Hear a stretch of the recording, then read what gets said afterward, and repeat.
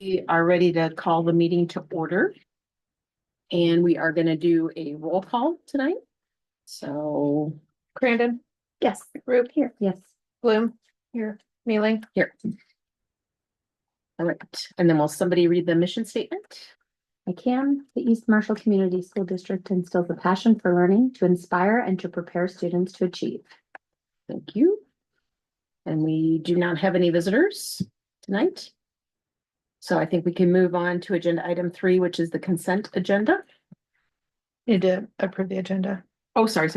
Oh yeah, that's right at the top. Can I get a motion to approve the agenda? I can make a motion to approve the agenda. I Can can get- second it. All right, thank you. And all in favor? Aye. Aye. Any opposed? Okay. Now we'll move to the consent agenda item 3. I would ask the board to pull out a consent agenda B and consent agenda H. H. Okay.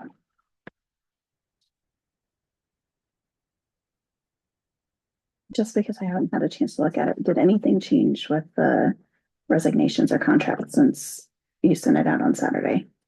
We have one additional resignation from Mrs. Blackburn. Oh. She's accepted a job in Marshalltown. Mhm. Other than that, I think that's the only principals. I'm kind of looking to you for help on that one. That's the only one that you sent to Janine, correct? Mhm. I know, I saw that too. I can make a motion to approve the consent agenda with the removal of item B and H. Can I get a second? I can second that. All right, and then all in favor? Aye. Aye. And any opposed? All right, so do you want to cover? Yeah, we'll go ahead and visit about the board meeting minutes. Allison actually has that topic. There was just a couple things that was noted that I missed in the April minutes. Which was Jody Fuller. It was in the, Oh, in Content. contract stuff? Oh, In the- okay. I guess, kind of his notes in Assembly. And I missed that. I just listed all of his Gotcha. contracts. So it's about Jody Fuller. Doing the $30 per hour. Okay. And then we had some revised contracts that were also approved that night that I did not get listed. Mark Stevens, John Corson, and Marcia Fricky. Okay. And then on the donations, I thought there were 2 from the Laurel Church, and that's how it was listed, but one of them was from LUCC, which is a Laurel United Community something or other. So I need to correct that. Not part of the church? It was a different name. I don't have it in front of me, but Trudy let me know. Well, there was one from the church, yes. One from the church and then something that's still called Laurel United. Laurel, yes. I can let you know, but I don't have That's it okay. directly I in just, front of me. is it the community chest? Yeah.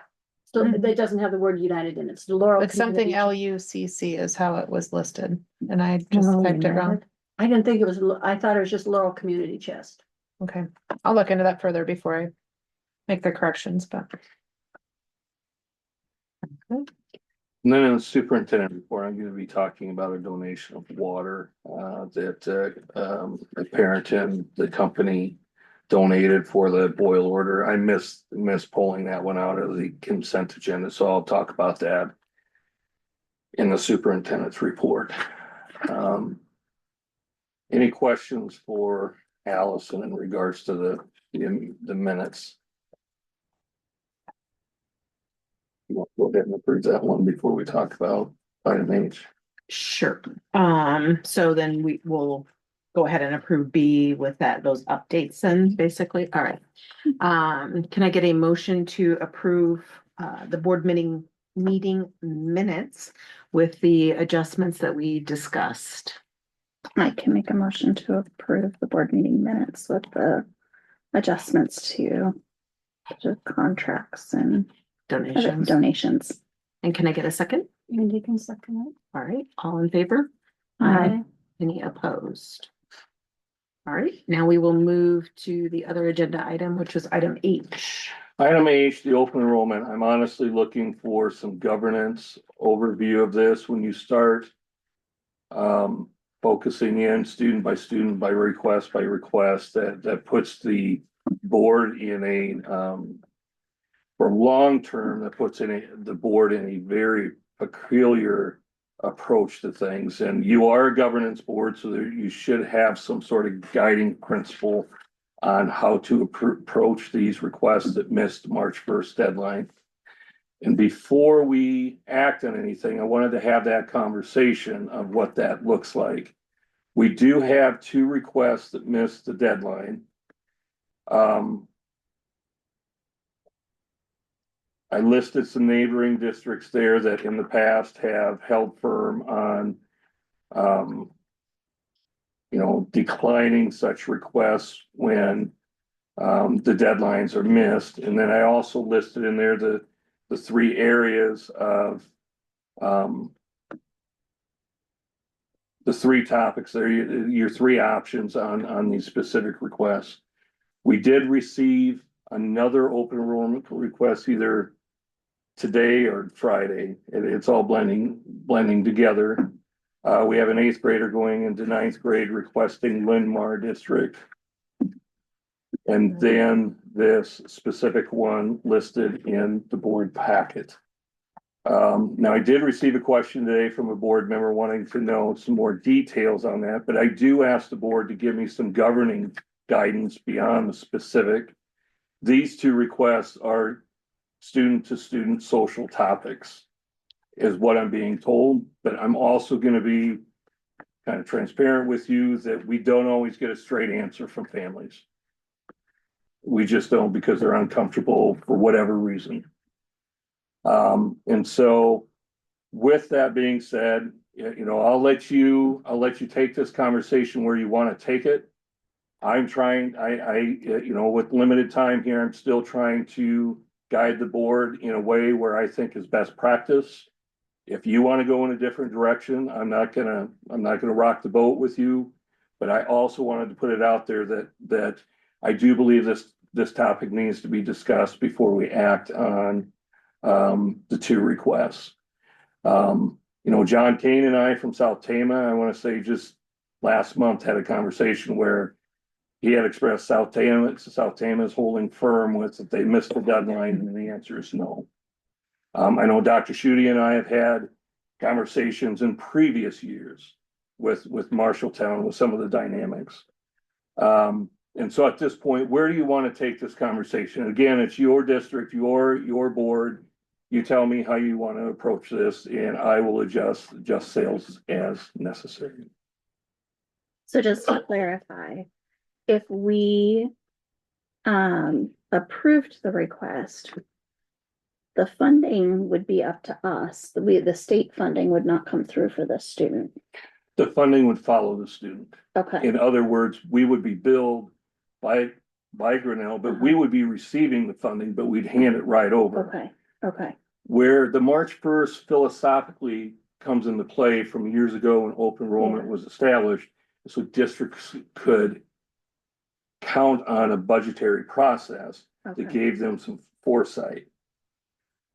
Recently, in the last 2 to 3 years, there's been a lot of legislative changes involving private school sector and online learning. And I believe that the legislators are readjusting sales, taking a step back as they did by reinstating the March 1st deadline. And so when you hear families say, we want choice, they've always had choice since I want to say the mid 1990s with open enrollment. Now the legislators have opened that up to the private sector and parochial schools where the voucher system and so forth. So the March 1st deadline is not new. There were some adjustments over a year or 2 period where the legislators were trying to get their political agendas accomplished. They did that and then they went back and reinstated the March first deadline with that understanding that the only approach is online learning, that the March first deadline truly can be waived if it doesn't meet good cause. Okay. I don't know if that answers your question. It but I does, gave I you a think whole so. lot of Yeah. background. Yeah, I was just trying to understand the number two option there of like the withholding of spending authority, but more so it's because of having that right because I'm missing the March 1st deadline. Now, we have had situations with school districts before, and I've had this in previous districts as well, where the district will deny the open enrollment out, but allow the student to go anyway. In other words, Grinnell or Linn-Mar will not be able to bill for this year, Mhm. but the following year, they still meet that March first deadline. So in Right. 12 months, they'll be able to, they'll be educating the student for free for 1 year. Yeah. Now, that does not, I've had the DE tell me before, that is not aligned with the legal language. But it still honors the process and works with parents. Mhm. In this situation, Grinnell Newburgh approved it out of order. So I am not going to apologize for making such a decision or feel bad about it, because it should have started at this table first. Mhm. It placed us in a very awkward situation with families when this happens. Mhm.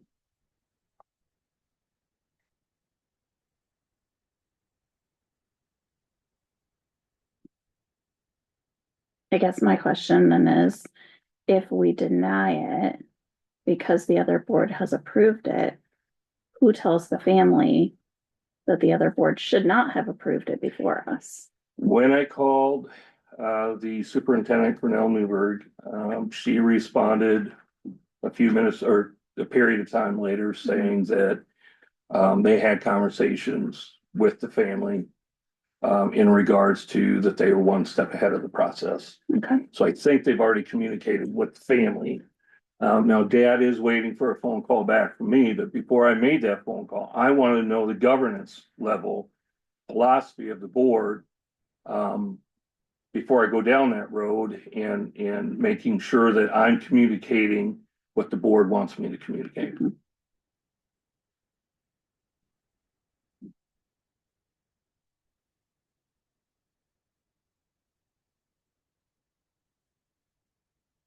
Happy medium, honestly, would be to say the student can go, but we're not sending the money for the first year. They missed the March first deadline. Mhm. But you said the DE said that that wasn't technically. Now, what was the that was verbiage? that was a few years ago, and the DE also said, we're not gonna call you out. But what did they say it was? What was the verbiage used? That technically, if they're a resident district here, they should be educated here.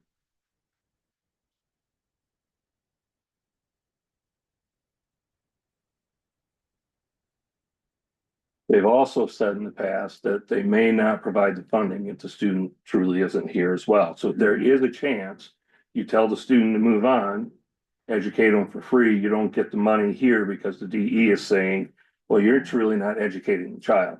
So I don't speak for the DE. I'm just telling you what could happen.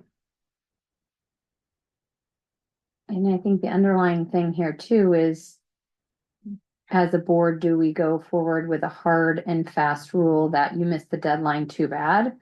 Or do we look at it as a case by case basis to see, is there other extenuating circumstances to allow it? And I guess I, as a human, think that there's a lot of reasons, and I don't want to stick with a hard and fast rule, but that's completely my opinion on that.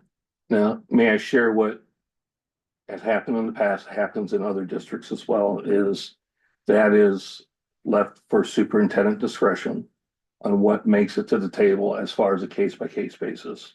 Because that truly is a management. You, as a governance board, you should act on recommendations. And so that should start with the superintendent. And I'm not saying it because it's me.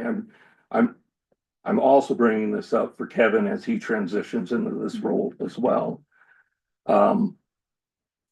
You, although it's legal, philosophically and best practice, the management piece of this, you shouldn't take out of the superintendent's realm and role. That is the superintendent's lane.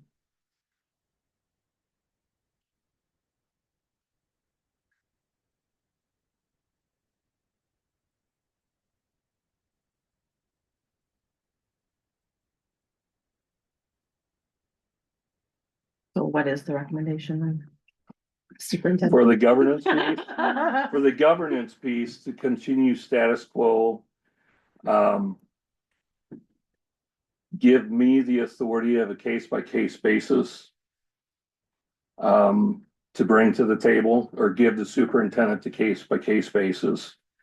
And then once you get through the governance piece, we can, in my opinion, again, it's your board meeting, you do what you want to do. But in my opinion, then circle back around to the two that are on the table this evening. Is it only the two that are the delinquent ones, or because they're? Correct, because they missed March 1st. It's Okay. neither one of them are meeting good cause. And that's the two down here, Tony? Riddle and Linmar, yeah, Okay, those are the two that Linmar are the ones that district, missed yeah, the dates, okay, so I was like looking at these Yeah. two. So you said neither one of them meet good cause, so is there already something in there that says if there's good cause, then they can waive the March 1st? yes, like moving residents, a proven case of bullying and harassment. Oh, It's all in the, so Linmar, that's not like neighboring district. no, that's Cedar Rapids. I know, right? Mhm. So I'm like, how could she not be moving? That's why, Yeah, exactly. So, I'm like, I, Yeah, going to live with a family member or something. like yeah, that. something. And maybe well, that's the what- Linmar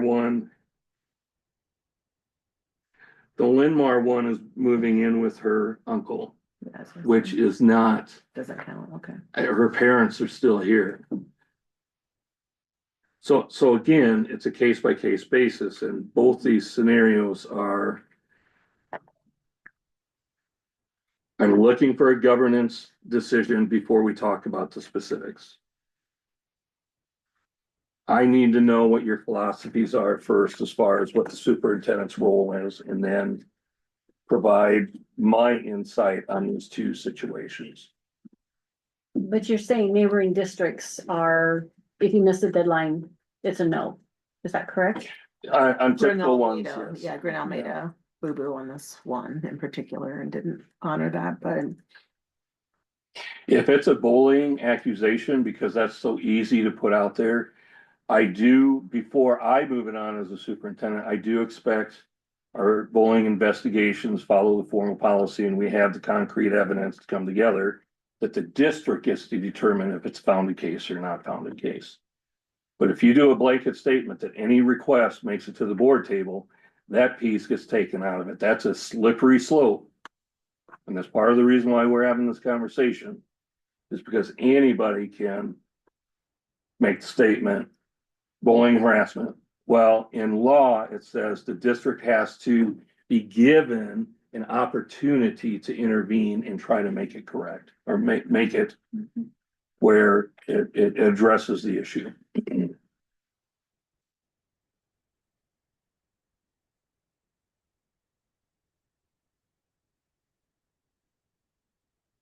You know, I'm not trying to be difficult. I'm trying to get you to think a little bit as far as the process in general. Because I do not think that you should go on a case by case basis on your own. I do think you need the superintendent to be involved.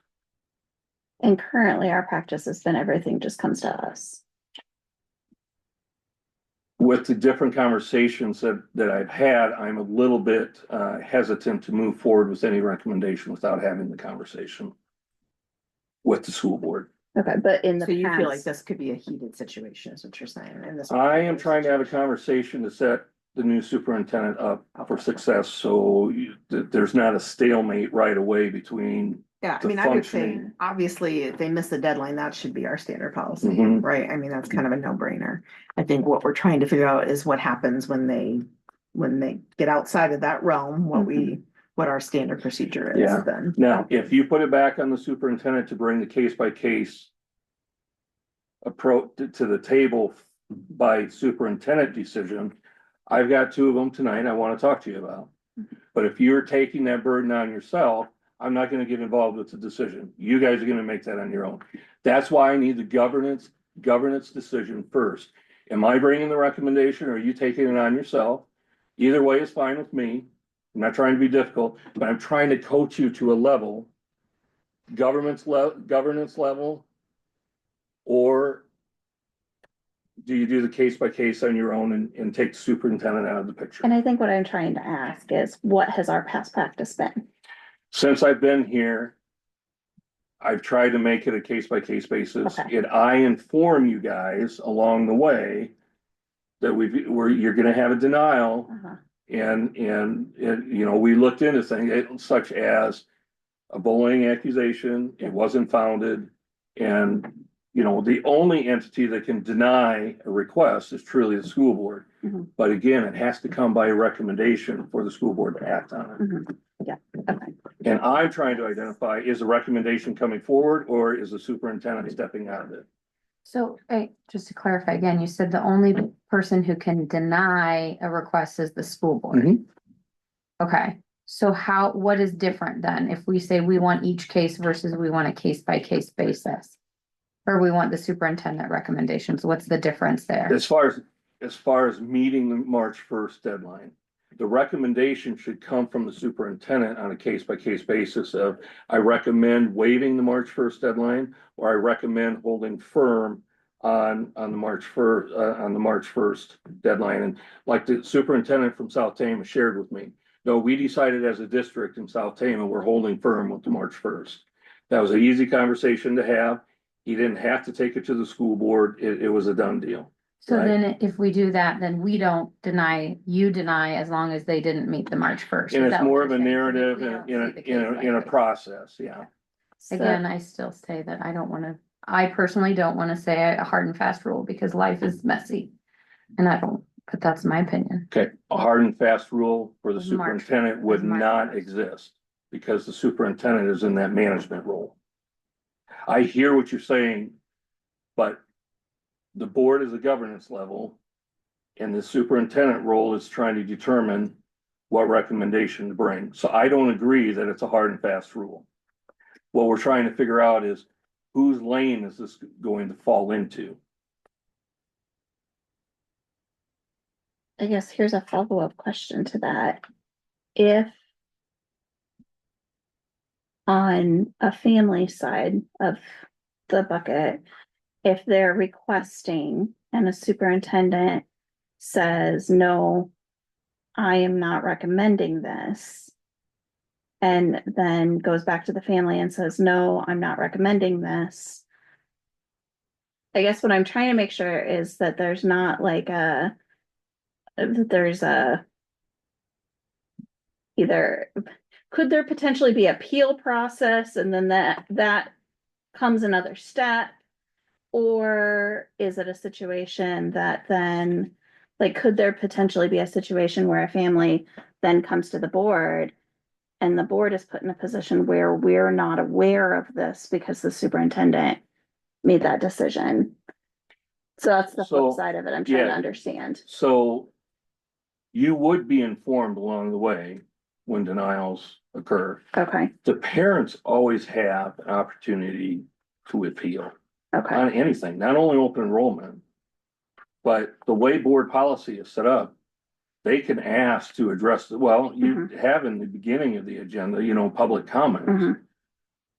They can also be present when you're addressing the open enrollment topic Mhm. in the room in requests to address the board ahead of time. There's those things built into the process. So yes, the opportunity to appeal is always there. Matter of fact, they can appeal it beyond the school board to the Department of to the Ed. Department of Ed. That has happened Yeah. before as well. So I guess then that's my next question is, would there be a likelihood that either one of these might do that if we would not handle it on a case by case basis? I've worked with the Department of Ed before in the past and they will default back to good cause. Okay, What they will do, like on a bullying and harassment case, they will ask the school district, did you do a concerted, formal investigation and so forth? Carol Greta used to be attorney number 5 is what her title was for the Department of Ed. Now, she retired several years ago, but she was typically very involved with the appeals with open enrollment and so forth. So occasionally it does happen. Again, you know, you can always, the receiving district can educate the children for free for a year, and I don't think the DE is going to do anything about it unless East Marshall would say, oh, wait a minute, you're not East Marshall would have to initiate that approach, which I don't see you guys doing. I just don't feel like that's very honest, I guess. I don't wanna take money for a kid that we're not either.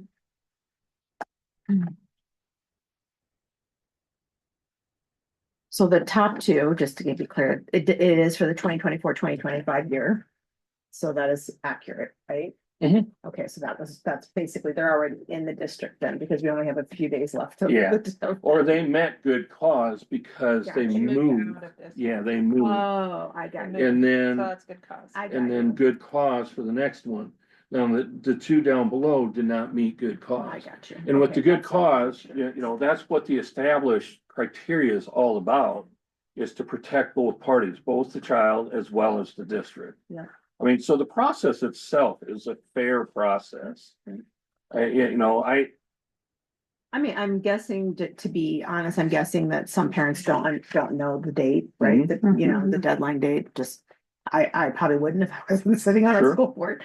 And so, you know, they just probably think, oh, I move my kid, you know, so I don't think some of it's malicious necessarily, but it I doesn't don't either. excuse Yeah. it, you know, I mean, again, we have to have some parameters, but, so, Or everyone's gonna say, I didn't know. right, so that's why there's a date, and it Yeah. does coincide with the budgetary stuff, so that Yeah. makes sense. So- and I'm not trying to be difficult with No, I families, know. but at some point, you have to have a threshold of, you know, and you also, you're gonna be transitioning superintendents here, and you gotta give him a chance to establish and, you know, express your trust in him as well.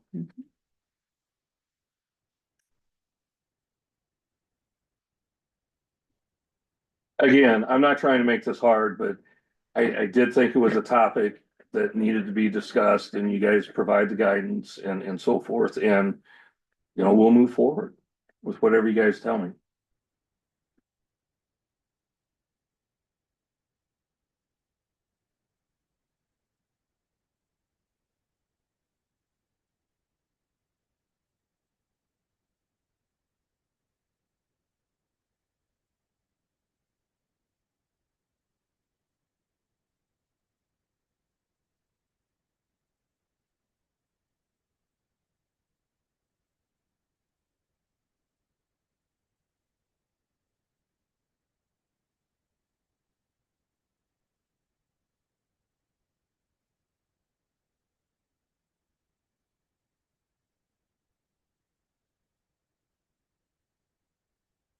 yes, I'm kind of with you, Megan, that when it comes to these type of decisions, like life is messy and there are circumstances that might lead to someone requesting open enrollment. What we want to do is we just want to set students up to achieve and succeed. And it may be the feeling of a parent that this district is not the right fit for that for some reason. And what I struggle with is it our role to stand in the way of that? And what potentially harm can we cause by doing that as well? That's what I struggle with in this type of a situation. Because I put myself back in a parent's shoe And if I did not feel that it was the right fit for my child, and, you know, obviously, I would go lengths to try to make sure that it was, then I would want an opportunity to find something that is. So that's why I struggle with this. Are we struggling because? Well, first of all, we do what's right for the child. If the child needs to go somewhere else, that's fine. I think what we're struggling with is the money. Do we let the money go or do we keep the money? Because the child needs to go where they're comfortable. Mhm. Well, I totally agree with that. I yeah, think it's the part about the money. Do we just let it go? Or do we wait the year? Do we let mhm. the Department of Ed decide who gets it? I think the honest thing is that it goes to the child. But, That's The what- money is supposed to follow the child. yeah, and I lot of think fair. that's the honest thing. Mhm. Well, and honestly, who's to say that that family might not decide then to apply for a voucher instead? So then the money goes anyway and they go to a private school. So that's the other piece of it.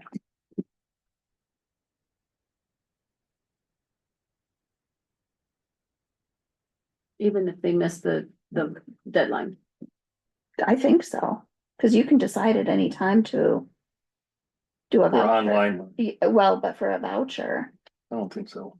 I think March first is deadline. is for- the deadline for I- vouchers I too. think the only thing now were the March first, and I could be wrong, I'd have to look back, but I'm pretty sure it's just online learning.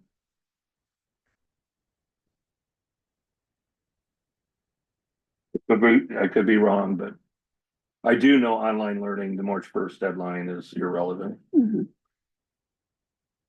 It's actually June 30th. Is the For last- vouchers, for vouchers. Okay. Yeah, Cause why have them the I was same gonna day? say, because I thought. Yeah, that'd be way. Yeah, I almost was certain that I knew that right at tax time, they were talking about how the process opened up. It opened up April 16th and it closes June 30th. So again, left hand, right hand, they don't know what they're doing.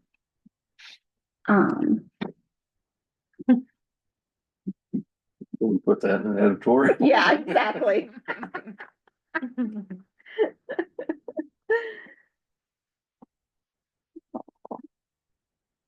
I guess we have to decide what we're gonna do.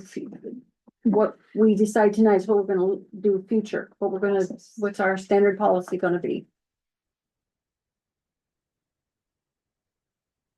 The reason I do think this is maybe a little bit more difficult for us as a smaller rural district is, one, you have family living situations, employment situations where at times it might be difficult for a parent to find childcare. And so it might be the reason that a parent chooses to, you know, if they change jobs, they're driving, they might need another option, and that might be taking their kid to a different school. On the flip side of that too, I think one of the other challenges is, you know, when we look at, can we provide for the needs of all students? We know in some aspects now IEPs get involved in a different way, but in some aspects, depending, like, I'll use for example, if you're a high school student, you want to go into healthcare. A neighboring district offers a Project Lead the Way healthcare academy option. Our district does not. If you know that that's what your kid wants to do, is that a better option for their future going forward beyond high school for them to get involved in that? And because the small rural school district doesn't offer that, is it a better option for that student to go to the other school? So that's the other piece I struggle with.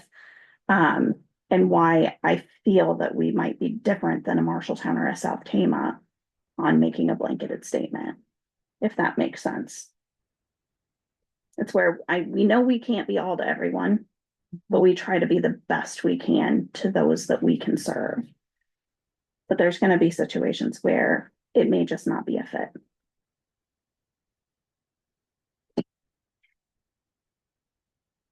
But are we gonna allow those kinds of situations to occur anytime during the year? And if you miss the March 1st, do we let them Do we let them go? Do we just let them go? And that's the other struggle is if you are advocating for your child in those perspectives, you probably should know what some of those pieces are. Mhm. Well, the March 1st was put in there for a reason. Yeah,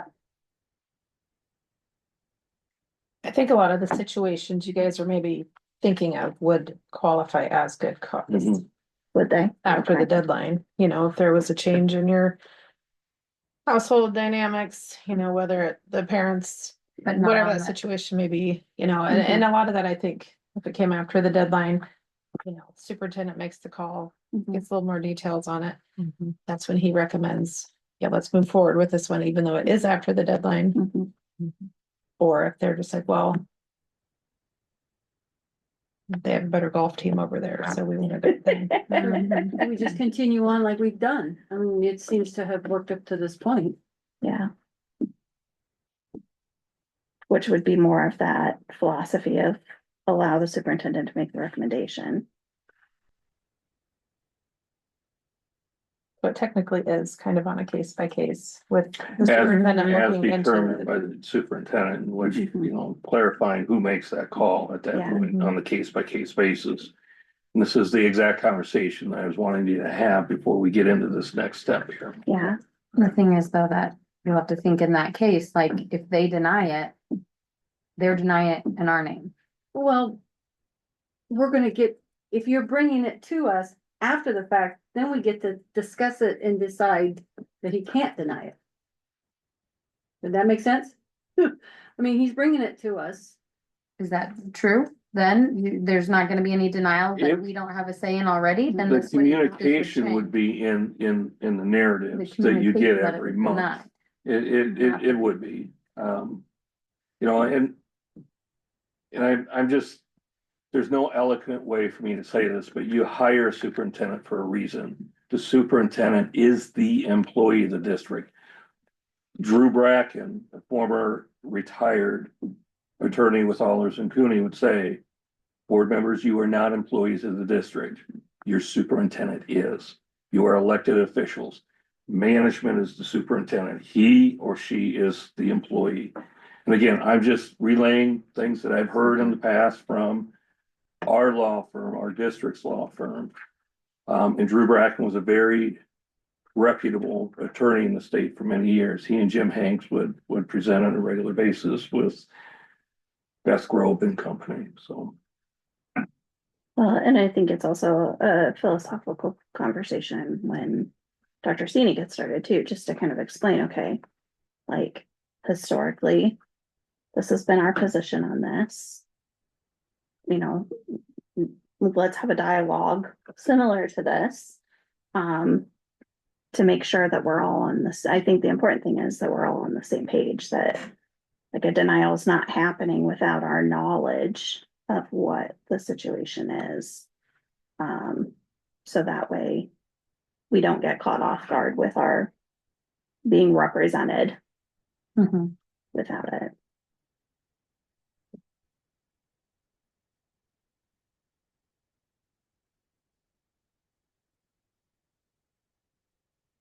So if we deny this, went to Grinnell as an example, they've already said yes. Legally, it doesn't matter what they say at this point because you guys have not acted on it. Mhm.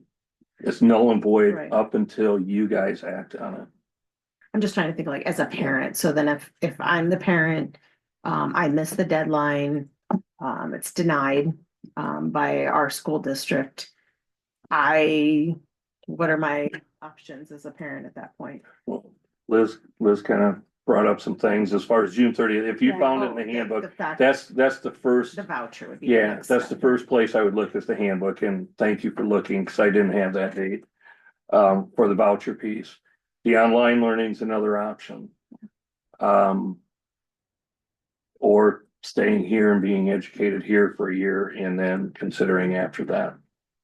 I hear you and understand when someone says, well, as a parent, I didn't know the March 1st deadline was there. I'm on the flip side of that. it's been like this since 1994, 95. It's not a new rule. At that point, I think that's more on the family and the parents than it is in the school system. I really do.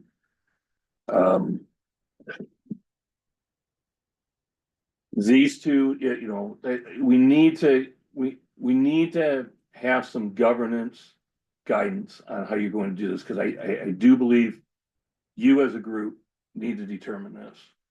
I mentioned a little bit earlier, both these cases are I call them social cases, peer to peer. That's another thought. Again, me speaking from as a parent, like you can say the rule's been the way it is, but I would never have looked for the rule unless it was gonna impact me. There's a lot of rules out there that have been around for years and I have no clue. If something happened with my kid and it happened after March 1st and going to school for a year was gonna negatively impact me, I would fight and do everything. And I would be very upset and I'm not gonna stand in the way of the parent. I'm not gonna do that. But again, you guys can do whatever, but I will not do that because yes, it has to be founded. Okay, there's a lot of things that can go unfounded or there's not enough things, but school is hard. School is hard for these kids, especially middle and high school. And I am not gonna say, you missed the deadline, you have to be stuck here at East Marshall for a year. Again, I'll say, I agree. The child's benefit is what we have to determine, do what's best for the child. So do you want to just approve with full funding? Is that how we want to do it? Go ahead, let the child go. If that's what's best for the child, let the child go. Again, I'm saying that what we have to determine is how's the money gonna follow them? Follow them right away or follow them later?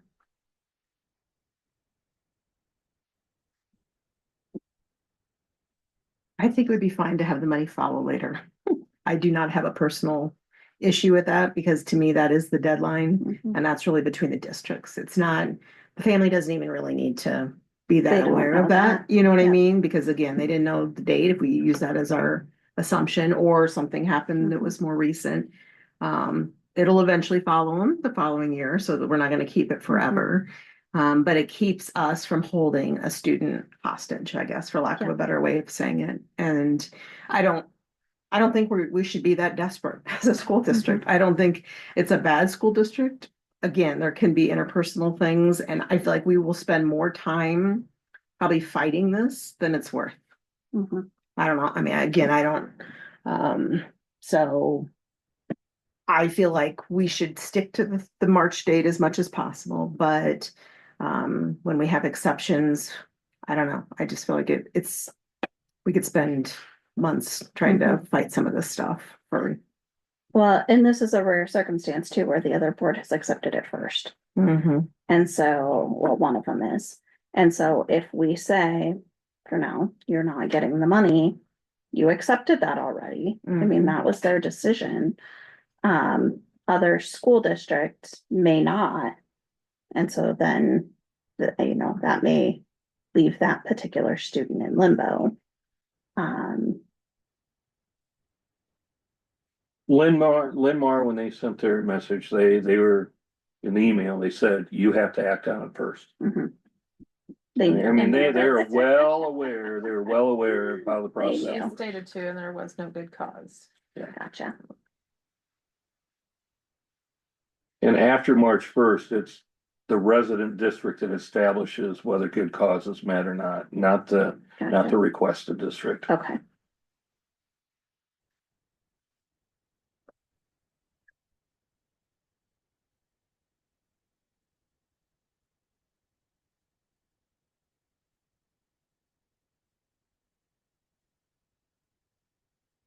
We really have apples and oranges when we look at these two particular candidates in particular, it sounds to me like. So we have one where Grinnell has said yes, when they kind of backed themselves into a corner essentially. And then we have Linmar who's deferring to us. And so then right there, we're gonna have potentially inconsistent decisions based on that. So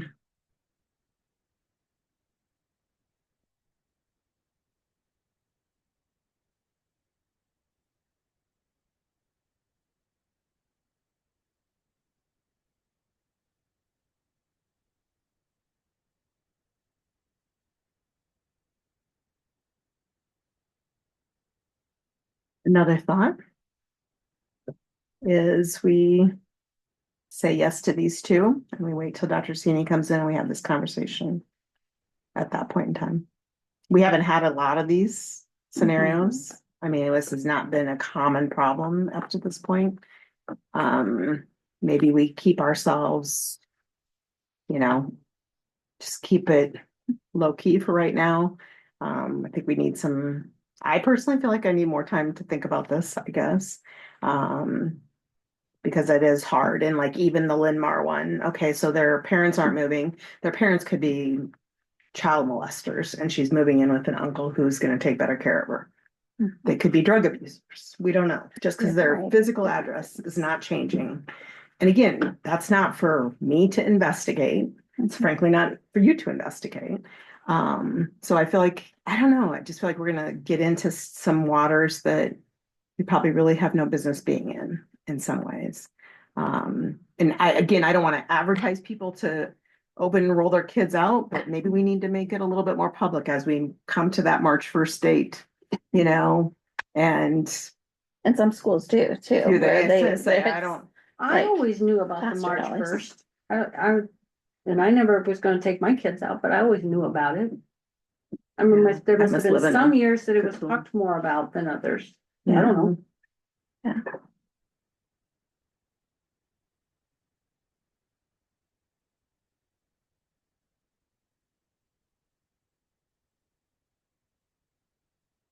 Did we help you at all, Tony? No, I'm I'm not sure we're even clear I'm ourselves. listening. I'm listening. You know. Gave you my professional reflective thoughts. And again, I'm trying to coach on best practice for you guys, not for me. Mhm. I mean,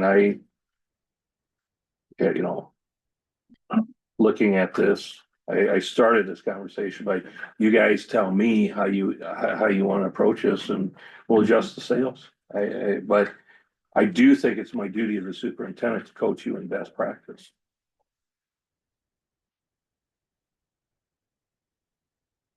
That's what you hire the superintendent for.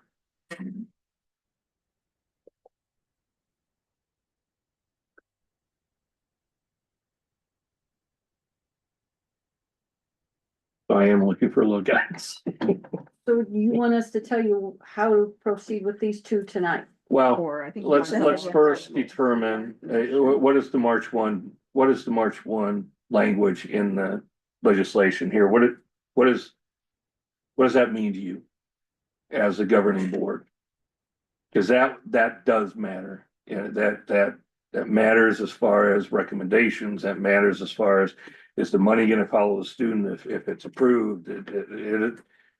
Is March 1st just doesn't matter at East Marshall? Well, if they make the request by March first, then the child and the money go. I Mhm. mean, if the Yeah, money it's- goes, then it's a Yeah. due it's a- cause, I mean, it's good. Yep. It's when we have these things that go along with, that make them not good cause, that you're gonna talk about it with us if need be. Mhm. Me or whoever the superintendent is. Yeah. And again, you can choose that March 1st doesn't mean anything and just say, let the student go. And your determination is, does the money follow, or do you say, no, you educate them for a year, we'll let them go, but we're not gonna agree to the funding part. And even in that scenario, the DE may step in and say, well, time out.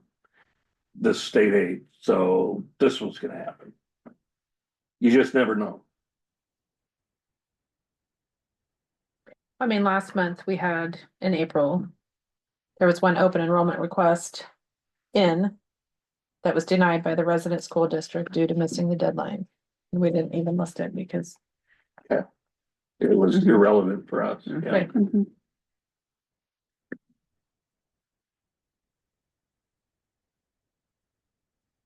I was trying to make this hard. I just wanted to have the conversation.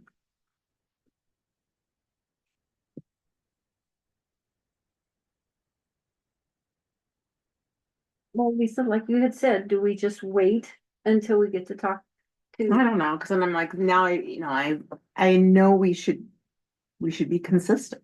I mean, I Well- think that's the thing, that's when you get inconsistent, that's when you get yourself in legal issues. And, people have a case to say, you did the one way here and another way here. And I know there can be different reasons. I mean, this whole good cause thing could be a little subjective potentially. I mean, some parts of it are probably very, very crystal clear and other parts might be more subjective, but, so I don't know. That's the part that makes me nervous about, doing something with these two and then deciding we have a different rule later on. So, and if we did, which you're probably right, I kind of remember that now, if the other one was somebody trying to come in and the resident school district denied it, maybe we follow suit for right now. I mean, Tony, do you know how the majority of the surrounding schools do work on their decisions? I do, and the March 1st process, the philosophy is these rules and guidelines have withstood the test of time. And the legislators have adjusted the rules along the way to meet the needs when specific cases blossom.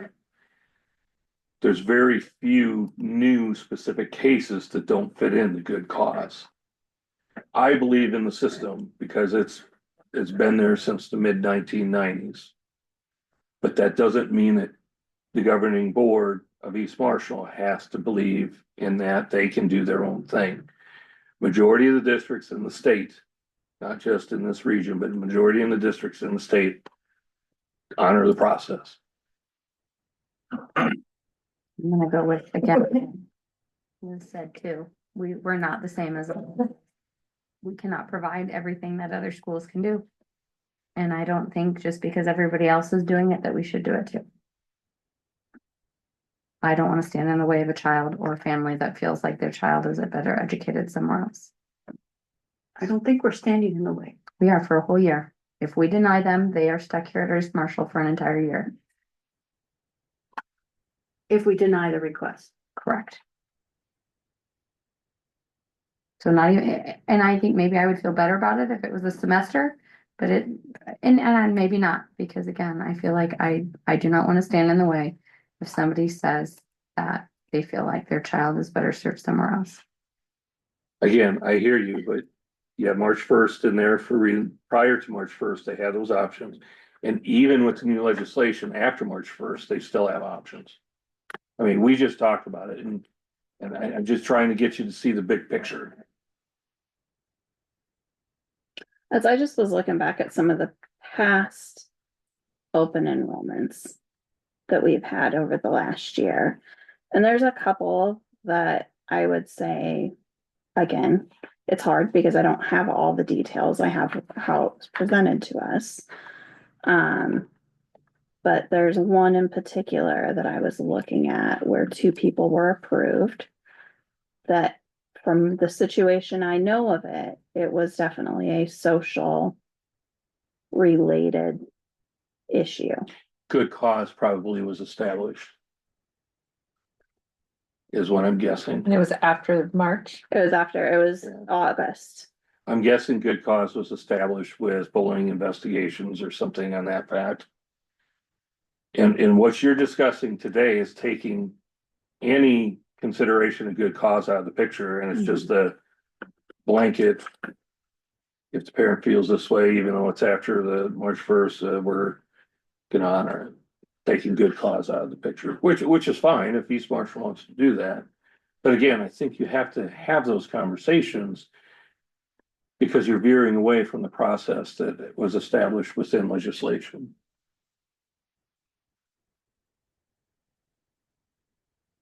So I have no idea who you're looking at there, Liz, but I'm guessing, Well, I'm looking at the Villarreal girls. Is who I was looking at. okay, but there are some student record stuff on that we have to be careful of. Okay. But again, this is where we don't have the information to make what I consider an informed decision And so it's hard for me to compare one situation and the other and make sure that, like, it's exactly. And when we do those student topics, you still wouldn't be able to discuss those. Unless you get notice to the parent that you go into closed session. And I'll be honest with you, I've never gone into closed session for open enrollment before, ever. In 17 years doing this. I think the tough thing is the way that bullying and harassment are phrased in our culture today. There's not a clear black and white definition. And you know how we at East Marshall, not counter that, but address that topic? All four of us administrators have formal training from the Department of Ed, and each one of the administrators are assigned a different building. So it takes not only one set of eyes of an administrator, but we get a whole different perspective, a different administrator coming in. And that training teaches a person how to fact find and what's bullying, what isn't, and so forth. And our board policy has a process in place. But all four of us, I don't know of another district in the state that takes this approach, but all four of us have formal training, state training on how to do the investigations.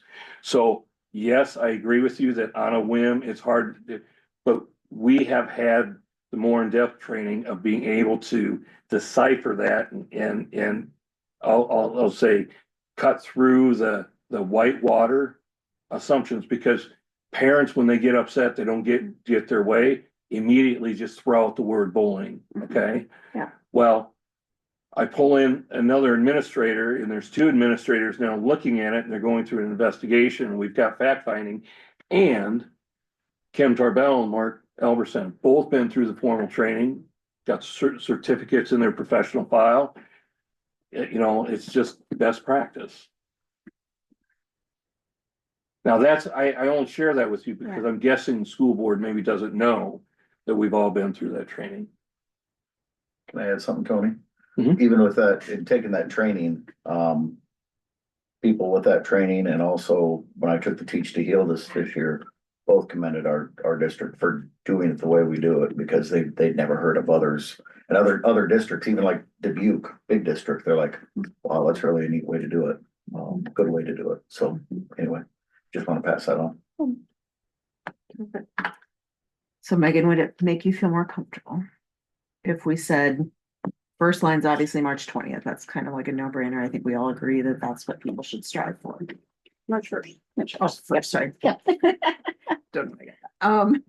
So then if they miss the March date, it is not good cause. It's deemed by the superintendent to not meet the good cause definition. If the receiving district is comfortable with not having the funding go with them the first year. I'm gonna stay out of that too, because again, I don't feel like that's honest, because we're getting that money to educate the child. Right, but I mean, the deadline is surrounding the budgetary. And I you know, get it, and dates and it's a such. gray area, so Yeah. if you guys feel comfortable saying that, go for it. I can still be the one out of that, do you what I Yeah, mean? no, I I'm just really looking at it have as a hard happy time with- medium kind of thing, because, then if that district, that district realizes that they're gonna get that student, theoretically, they're gonna get that student for the following years, right? If everything goes well. So they may be like, who cares about 1 year? We're gonna get a student and, everybody's happy, which again, that may be way easier than it really is on paper. I don't know. You know what I mean? I mean, that's a great theory, but whether that can get negotiated between the districts, I have no idea what that would look like, I guess, but, I think that upholds the March date, gives some, they already have the good cause or the, for cause scenario. They have failed that for, based on our assessment. And so then it comes down to, and they can kind of lobby Linn-Mar, hey, throw them a bone. We're not going to do the funding for this year. And, then it's less about, we're not really holding them back as much, because again, I don't want to hold them back either. I don't want to make people feel like, I guess I just don't want to look desperate, for Mhm. lack of a better word, as a school district. And so I know funding is important, so I'm not trying to minimize that, but I also feel like we should take pride in our district. And if for whatever reason, it's not working out, it would be nice to make it more of a business deal between the districts and not really have the families, as engaged in that conversation. But I don't even know that that's that easy, so.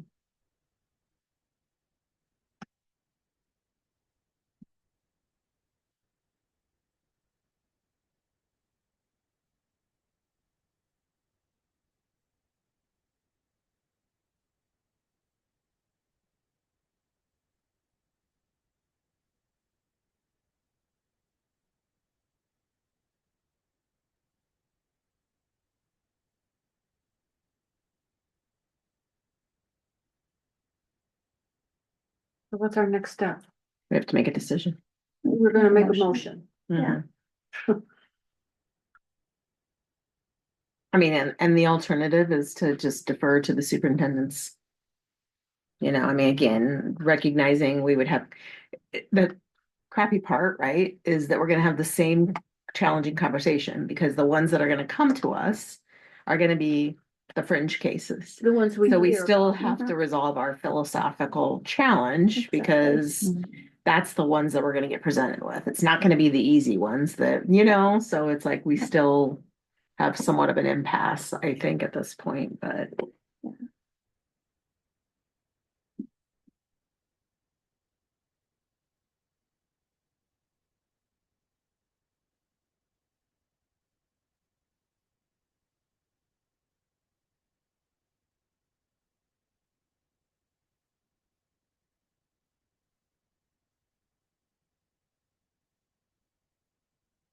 Have any sense of, yeah, I know, right?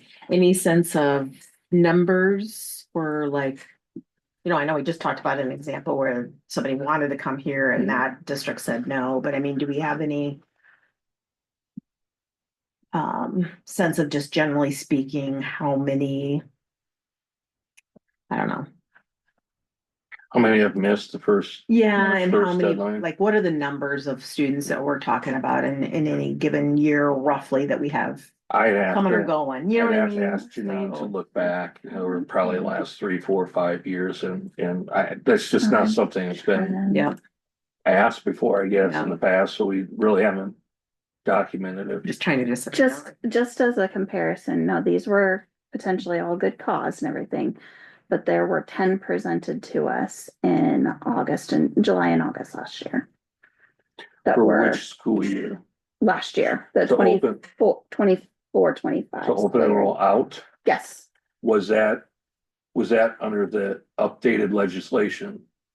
so when did the legislation update? I don't recall, it was a July 1, either last year or the July summer. 1st, 2024.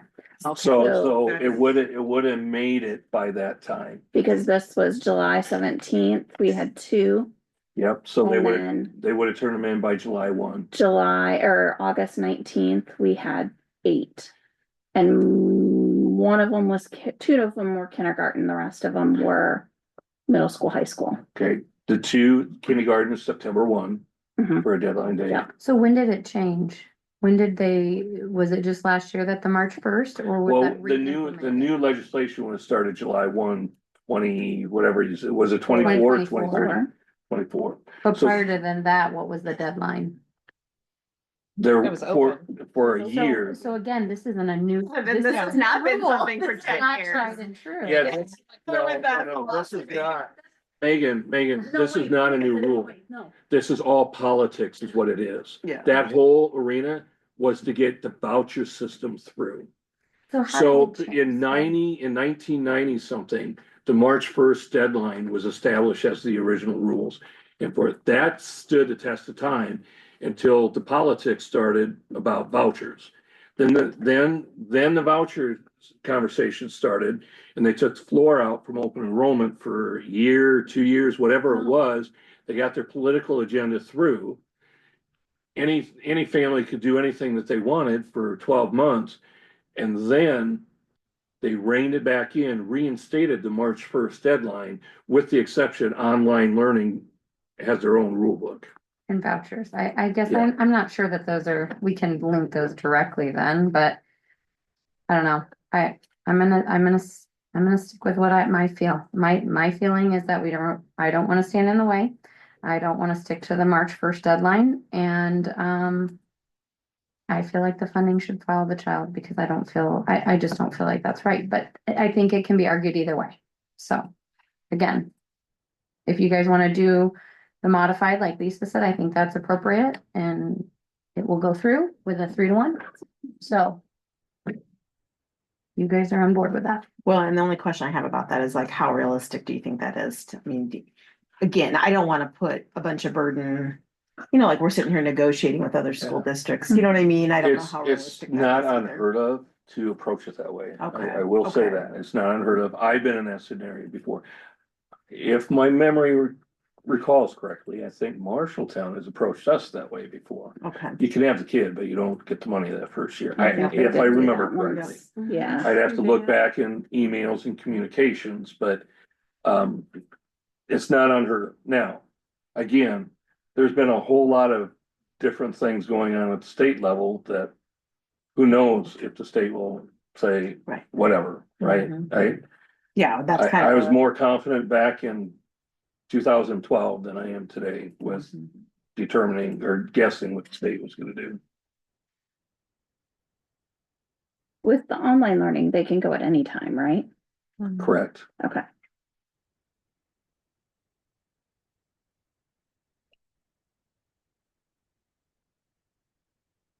Let's move on, just hesitant.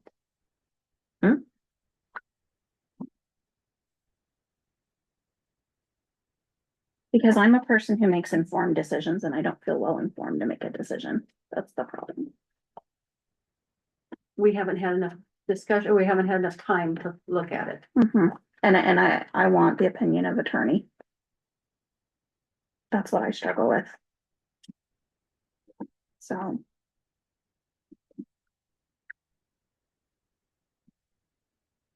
That's why I'm gathering facts. I'm a fact finder.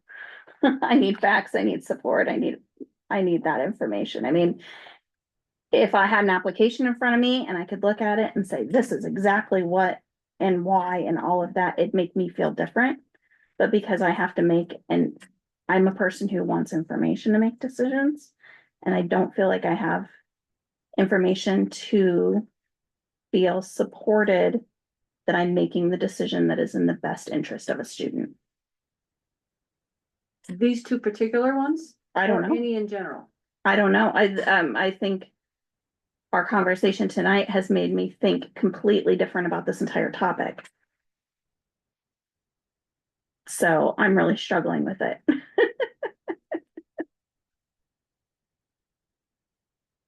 So. Before tonight, I probably would have said, yep, don't let him go. But now I'm completely at, I don't know. I don't have a problem with letting the children go, even if they did miss the date. Grinnell, because they jumped ahead, and like Marshalltown has done to us, we wait a year for the money. The other child, it's all a situation, each one's a situation, if it's good cause. And they miss the date, I don't have a problem with that, if it's good cause. Let the child go, I mean, we gotta do what's best for the child, I am 100% for that.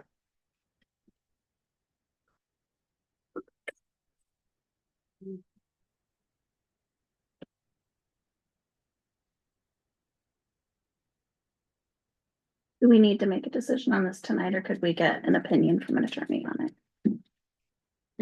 What kind of an opinion do you want? I want them to review the facts of the situations of each student. Of the ones that we have now? Yes. We're only concerned Yeah. about the ones we have now. That's all we can make a decision on. But, Yeah. but what if, did Tony want something in general that we put in place for all kids? Am I confused with that? No. I'm struggling with it right now. I am. How can we wait? Do we have time to wait on these two? School doesn't start till August. Okay, I mean, that answers that question. So- If we have a little time to find out these answers. Yeah, I mean. A year ago, the law changed. Things were a lot different before that. Things were a lot different after that. And now we're dealing with the fallout of that. And the different situations. There's And more and more different situations than there used to be. exactly, and the thing is, when you look at good cause. I struggle with the good cause language, that it is in the best interest of a student. Because again, if we have a state that is truly based on parent choice, our current state's good cause language does not necessarily reflect that.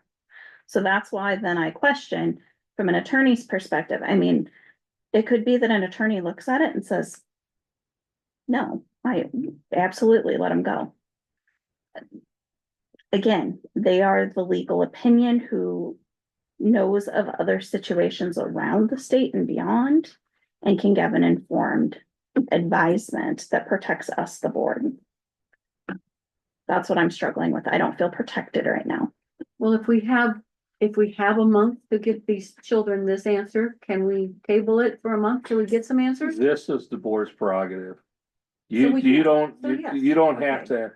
to, you're supposed to technically act on things in 30 days. But if you wanna, if you wanna wait till, school doesn't start till August, that's a very good point. Well, you Yes. can go in the 30 days direction of the under Iowa decision that you code wanna go. To deny or accept. Well, and in truth, these are the first two denials we've received, or potential denials that we've received since the law change.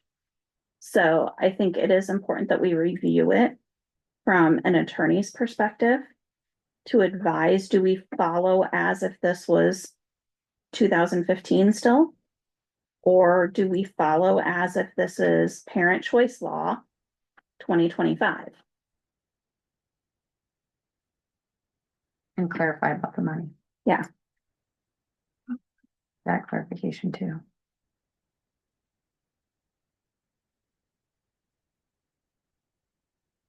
That's where. And so I would say. My motion would be to, gotta go back to the right page now. Table. Well, we can accept the ones that are clear cut.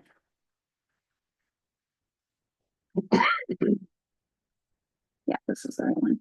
So, I mean, my motion would be to accept the open enrollment ends for 24-25 from a good cause and open enrollment out for 24-25 for good cause. And to table the open enrollment out for 2025 to seek a legal opinion. And address in July or June. Do I have a second? I can second that. All right, all in favor? Aye. Any opposed? All right.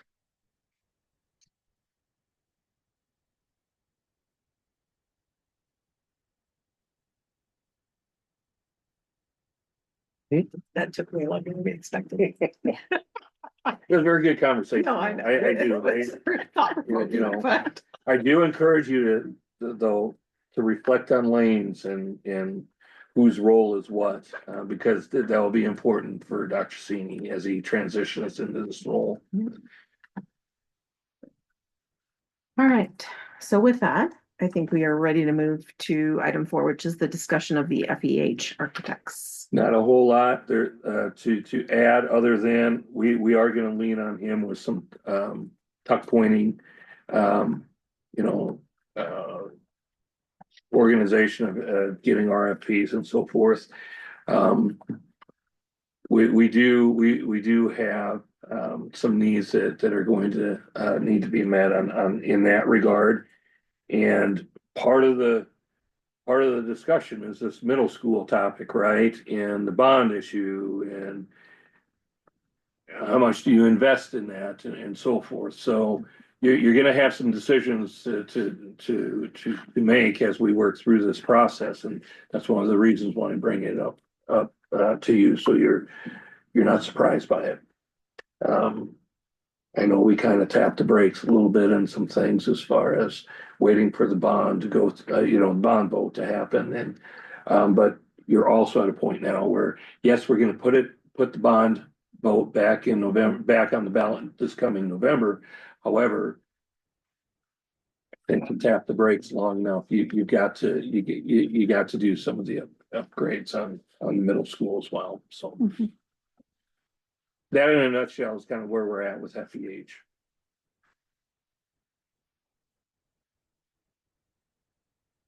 All right. Questions on that, or are we ready to move on? All right, we're gonna go to agenda item 5, which is the approval of the cost savings measures by reductions of staffing positions. And this is honestly is a reoccurring item from last month in regards to the tag. Liz, was that the Yes, question? Tag? Yeah, And it's just Mark and inter- Kim are here. We can have discussions and get some of these questions answered as well. So I think what the question was we were consolidating a half a position. But then the question became, how were things going to shake out with tag? And how that was going to be handled if that position was part tag. And I think Art was also involved in here too, Mhm. wasn't it? Mhm. I'm trying to remember offhand what the conversation exactly was. But maybe So, you guys so help Kim, fill can in you the blank. describe a little bit how the tag situation at the middle school is going to Our be tag will adjusted? be covered by Corey still. Okay, We do it during our intervention time, okay, so she would still be there to do that. gotcha. But the art, I would need to know what your question is about. Well, I think the question was, since the position. What were, The art's gonna be that's still gonna, full-time. full-time, We okay, still need a full-time person for that because we Okay. have, that art person covers time after or opposite of PE, okay. So we still need a full-time art person, which we do have. We've had 4 interviews, got turned down 3 times. I've got 1 more okay, out there, so hopefully. okay. I think that's one of the things that we just probably do need to clarify, I think we just need to know, like, what do we have for open positions, like, and where are we at, like, are we struggling on getting applicants, like, are we gonna be staffed? That would be my only open Okay. position right now. Is the art. We've got Okay. everything else filled, knock on wood, because they can Yes. still get out. Yes, Mhm. exactly, So I And think that, go ahead. the question was, where was the 0.5 FTE being dropped at the middle school? So it would have been, Because they had empty parentheses, right? And we couldn't figure that out. so it would be, Yeah, that's we right. basically had 2.5 6th grade teachers. okay, Okay, So it's dropped from 6th grade. gotcha, And Corey, Miss Hooper will now be teaching 2 periods of science, 2 periods of social studies, and 2 periods of math, plus her tag. okay, And speaking of math, we will be advertising for math again. The candidate that was offered the job did not sign the contract, sent it back. So I'm assuming we have that advertised. Do we? Yeah, I saw it on our board. So, and then Mark at the elementary, you've had some conversations as well Yes. on, help me out, what tag, okay. Yep, so for tag, since Corey will no longer be able to help us over at the elementary. Justin Burns has his certification in tag. He has done it before. In fact, he went with the training today with Melissa Blom and the other tag teachers. To kind of formalize as a district what their plan is. By putting our schedule together at the elementary, some of the specials teachers were gonna help with some intervention things. By Justin doing tag, I said, that's not really fair to add something more, so he probably wouldn't be helping with the interventions. Another opportunity or another possibility is the art teacher, or Miss Edwards, Mrs. Benzine and Mrs. May. Maybe they were able to rotate the tag a little bit. Still Justin would be the head person, but, so that's a possibility as well. But right now Justin is taking the the training as far as being consistent as a district. Mhm. So the only positions, the positions that I have open include the counselor right now, and I still don't have a BI, behavior interventionist either, but, counselor's the top priority right now.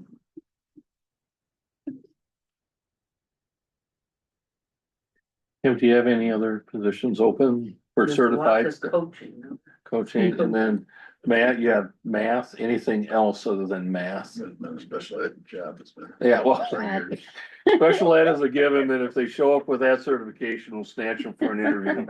And that's district wide. Have they been brought up though on the special ed, how they're gonna try to meet some of those needs since they're gonna have more? Well, why don't you bring it up now? There's a balance because we have strat 1, strat 2, and typically we wouldn't talk about this, but let's talk about it. Yeah, so one of the things that VLAN's been working really hard on is to make sure they have more support. So somehow Miss Tara is probably gonna leave my building and go over, I don't know if it's end of the day or beginning of the day. I don't think that's been finalized to support some of those students, because right now she's the only one certified in that. In the strat too. Yeah, at that level. Strat 2 is hard to find across the state. Yeah. Just across the state, it's just, Especially the BD part. yeah.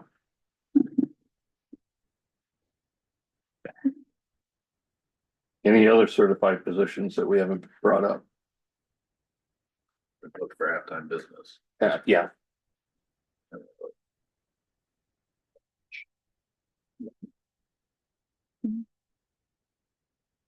Now, I think one of the other questions we were talking about last time, because it was mentioned in the contract for Iowa Valley, are they going to offer a couple classes in person at the high school next year?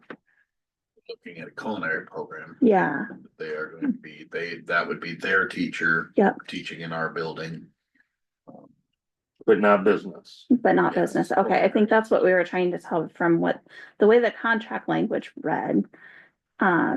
It made it sound like it was possibly face-to-face classes for that. I think it was speech and there was a math, maybe it was statistics. I guess I haven't heard any of those Go back and details. pull that up. Me neither. Pull that up. But that came up as a question. Which one? That's on the Iowa Valley contract. Are you talking the summer classes? That's covered under a grant.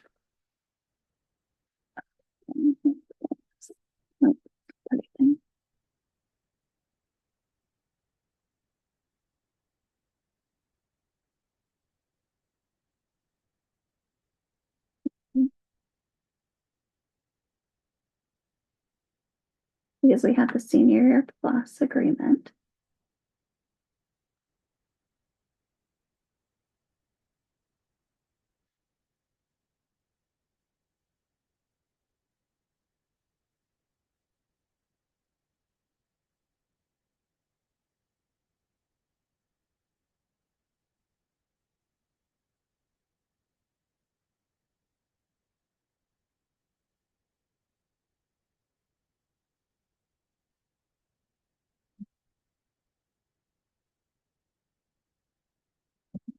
I think I answered my own question. I think it was something that we talked about though.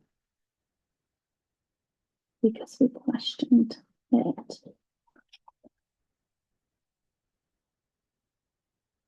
Yeah, I think I answered my own question. Never mind.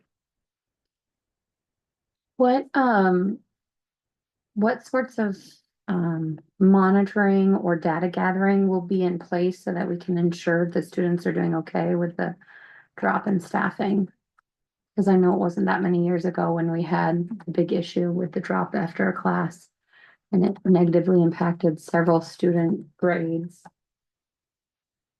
Just so we don't get into that.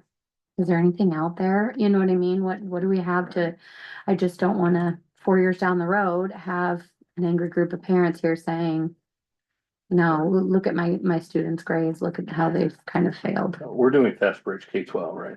Correct. Yeah. So Fastbridge would be one of our, we'll call it screener, data gathering. I think that's been implemented K-12 since that topic, if I recall correctly. Man, what are we at, year 2 K-12 or year 3 K-12? This is only year 2 for Fast Bridge. Okay. For at the high. Okay, so, Nice. so that K-12 wasn't in is- place before Yeah. that, Yeah. and that Fast Bridge is a school-wide. Well, Kim or Mark, you wanna talk about it a little bit? School-wide screener, we always have to pick a default, what we're gonna use, so like he probably uses some different ones, cause you have the lower level skills, but we use a reading and a math to screen. And then if we see the kids are dropping low, then we then do more targeted, like diagnostics, kind of like a doctor would if we have them, to see what skills we can target in intervention. He probably does. We use a reading, a math as well, as well. We also have Title I, which, I mean, the part numbers fluctuate or go up or down. You know, we kind of monitor that as well. I know next year we're having who's from the AEA that's coming to help talk a little bit further with, ISAS testing. Yeah, Joe, what is Joe Kramer Joe Kramer. to help with some data. Yeah, I mean, we've, you know, and I know ISAS does one test and, you know, like it or don't like it, whatever. But he's gonna meet with, I know especially the elementary and middle school, just on how can we use that data? Besides just looking at the scores, how can we dig deeper and look at some of that data and see where we need to focus? Also with the work that we've started with the RTI to work process, we will start a lot of teachers are getting to the process where they're gonna be developing their assessments that are aligned to their like priority standards. And that will help, because then we'll have that teach assess cycle, you know, that we can look at that data during our PLC. So that will be another big thing that will help. And I know actually in this month's board report, you had given some ISAS results and FASBID results. Are those from this year? Yeah. Okay. Mhm. Yeah, and we can never figure out why some kids do really well on ISAS, but then you look at their A reading and they don't do well, or they do well in the A reading and they don't do that. So I don't know what the correlation is. And I think some of it, isn't the A rating scored based also on like speed factors? No, but it's not necessarily speed, but it's computer adaptive. So if they Yeah. get an answer right, the next question is gonna be It's harder. gonna be harder. If they get it wrong, Yeah. it's gonna be easier, and Yeah. it just kind of fluctuates that way. Yeah, But some kids just are not good test takers. I was No. one of them. I was not a great test Exactly. taker. I was impressed though with our ELA scores for the ISAS specifically, like those were scores that were struggling a couple of years ago. Now granted, I know totally different group of students, those students are now in high school, but the scores that we see this year are looking very bright, like that's good. So, I feel like we're So- doing a better job looking at data. We still got way room for improvement, but we're getting there. So did we get the questions answered for this agenda topic? yep, So can we make a motion to approve the cost saving measures by reductions of staffing positions Specific to the middle school? specific to the middle school? I can make a motion to approve item 5, the cost saving measures for the middle school. And second All right, all in favor? it. Aye. Any opposed? All right. Number 6 is the approval of the 2024 to 2025 balance payment to AEA. And this is the one you said you put the update. Yes, in, right? I did, and I'll walk you through it here. About a year ago, I cautioned you about the legislative changes that there is going to be a gap with rural education of the haves and the have-nots. Okay. We have gone now through a year with the AEA supports with the whatever the cost for services or however they phrase it. I am still not buying into their approach because it is going to catch up to East Marshall. And I put some bullet points down below, and I'll get to those in a moment. This year, we have weathered, this, by balancing out the revenues with the needs that we continue to, the services that we continue to, contract with the AA as far as meeting our needs and desires here in the district. So looking at the breakdown here, you're approving this evening, a little over $19,000 to pay the AA. But you gotta understand how this is working, because $19,000 seems like a lot of money, and it is a lot of money, but the way they reformulated things, this is where it matters. Cause under the traditional sense, you wouldn't see this money anyway. It would have just been taken care of. So looking at the breakdown there, right below my paragraph, you see the underlying phrase there, revenue, traditionally the AA's flow through dollars. So they have broken it up between 60% goes to the district, 40% goes to the AA, and then I have there equals 100%. Pretty straightforward. Right below those percentages are the numbers, the dollar signs, that go along with those percentages. And then you'll see on the right there, the total number we're discussing at 36,541.56. Right below that is the expenditure totals that we tallied through the school year. That matters because looking above at that 40%, that's where that 14,102.56 is coming from. The AA already has that money. So you take away from that large expenditure and you have the 19,106.94. That's the balance. But I want to point out, take you back to that 60% up above in the beginning, the 22,439. That is going to help pay for that 19,106.94. So you go down one more line, and I spell out for you there the balance of 60% plus 40%, and then you take away the 33,209. Oh, now wait a minute. Now we have the private school commitment in there as well. So you take that out of there. And you still have a positive 2475.62. Now that's if all of our math lines up and all this confusing dust settles on June 30th. All right, your fiscal year hasn't ended yet. So yes, you are authorizing a 19,106.94 tonight, but I just spelled out to you the flow through dollars traditionally and approaching them. All right, so don't be as alarmed as what it may originally, startle you on. I want to take you down to the bullet points, the points to consider in the future. This is important for you to hear me say. The flow through dollars are all part of the aid and levy approach. Your aid and levy numbers are determined by limited SSA increases, inflation of costs, and declining enrollment. Now, what are those three bullets telling us is the demands of the AEA services because of inflation of costs and contract negotiations is naturally going to increase. But those three bullets I'm expressing to you are limitations in the aid and levy bringing down your revenues. This is where I'm talking about rural Iowa schooling is going to be pushed upon that threshold of the haves and have-nots, where traditionally the larger schools or the Waukees or what have you, and the balancing of things out with this flow-through monies before this new system kicked in, the added costs in the rural sector would be buffered by some of those, I'll call them the haves and the have-nots, right?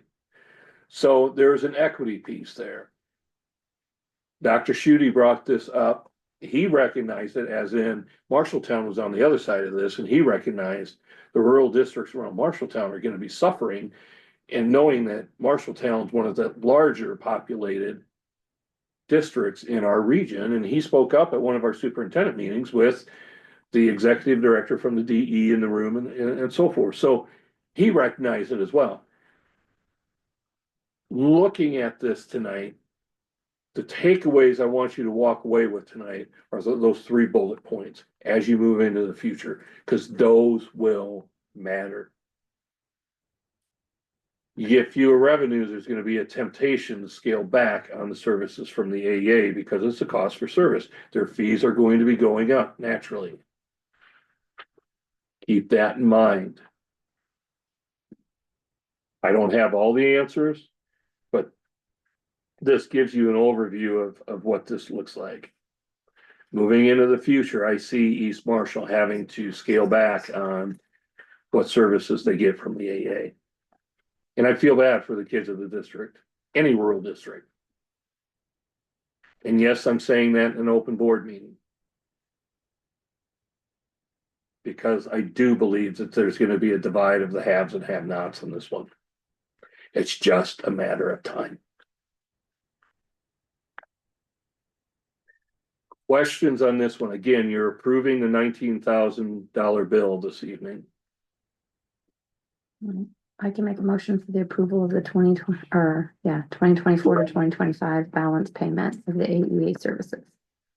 And I can second that. All in favor? Aye. Any opposed? Well, that was easy. As far as It's kind of like paying your electrical bill. That's right. You know, you gotta Just do it, keep the services.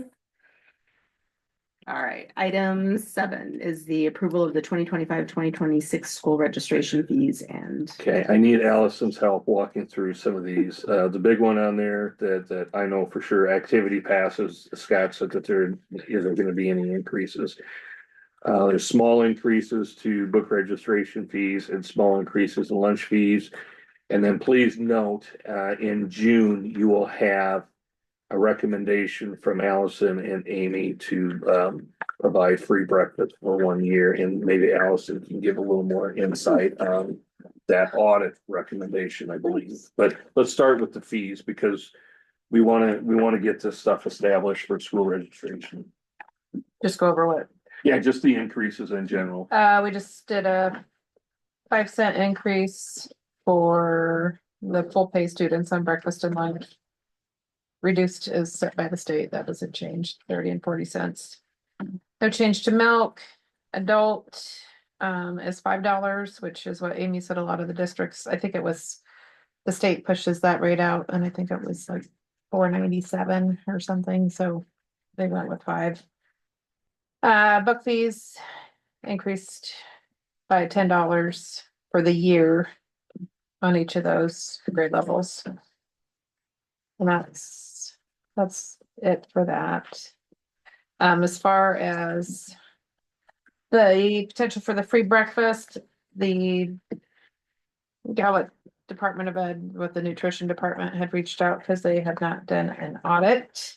That's on them, but so you basically fill out some paperwork on financials, and if you're over, I think they're kind of doing this in a lot of different departments.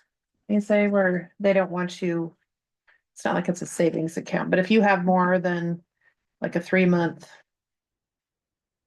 what you need for expenditures and such, Yeah, cash flow. how are you gonna spend that down? Because you're not gonna just sit on all this money, so.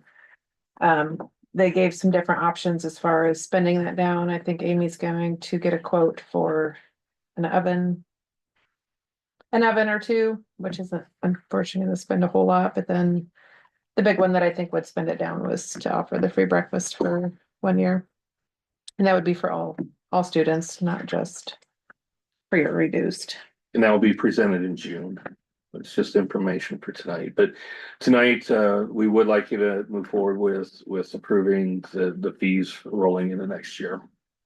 And I do want to say, I think a lot of the excess money that, because IceJet is where if I go on and pay lunch today, it goes there, it sits in there. For the last several years, that interest rate has been super high. I mean, we would earn a lot of interest on accounts, so I do think that's where a lot of the excess comes from. I can make approval of the 2025 to 2026 school registration fee and lunch breakfast fees. And I can second that. All in favor? Aye. Any opposed? Right. Oh, yeah, we could probably let the principals go, don't you think? Or do we have anything else? We want them for?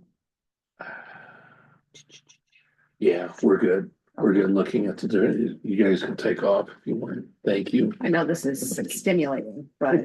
You can stay. Yeah, we're really getting into the good stuff now, the primer readings. That's where it gets You and I. Yeah, thank you. Meters, totally. Have a good night. Have a good finish up to the school year. Yeah, Yeah. have fun with the good stuff. exciting. Good night. Thank you. Right. Yep, you're welcome. All right, number 8 is the approval of the second reading of volume 33, number 3, policy primer, early legislative and agency updates.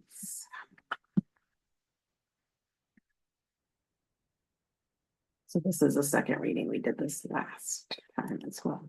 Yeah, I don't like it any better this time either.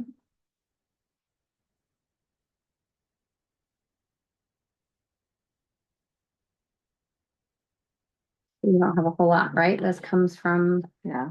the, Standard language. yep. Okay. Unfortunately. I can make a motion for the approval of the second reading of volume 33, number 3, policy primer, early legislative and agency updates. I can second that. All in favor? Aye. Any opposed? All right, we're gonna move to item 9, approval of technology purchase for Chromebooks. and in this one, we honestly are just trying to stay ahead of the tariff increases and so forth. Got Cole involved with conversations with the principals, and this is where we are with the quote, and it's recommended to move forward with the expenditure. So we're in need of new computers, Yeah, our seniors are the last group to be on. the max, right? Max. Okay. And so we do need this, and we're again, this tariff stuff and everything else, we're just, So we're gonna need to do this, whether it's now or in Yes. 2 months. Okay, Yeah. yeah, that's what I thought when I read Yeah. that. Okay. The one question I had about this is there's something on here for a quantity of 223, but then for the Chromebooks, it's 66. okay, hold on, let me bring it up. I think that's the increased RAM to Matt, because it looks like there's the Google Chrome education upgrade is only on 66 as well. And I'm gonna guess they need the higher gigabytes for, It's like carrying cases. We need 223 Oh, is carrying That's what it cases. says for the 11-inch notebooks. oh, the higher. That's the 223. Yeah. I was gonna say, like, the other two matched because they're Mhm. 66 and 66. But that 223 had me puzzled. Yeah, there's a reason why he has that quantity in there, and I can ask him specifically, and Okay. if it's a legit reason, we'll proceed with the purchase if you guys are comfortable with that. He does want the carrying cases for the devices for sure. Okay. I see what you're saying as far as the numbers, It's almost like we're doing new carrying Yeah. cases. for Yeah, so that's everybody. what I was trying to figure Yeah. out. But- Yep. but I have talked to him And there might about be a reason keeping for that. Yeah. things, practical with Yeah. our orders and not hoarding so I do believe that 223 number is a legit number. Okay. Because we have had our conversations. so. Okay.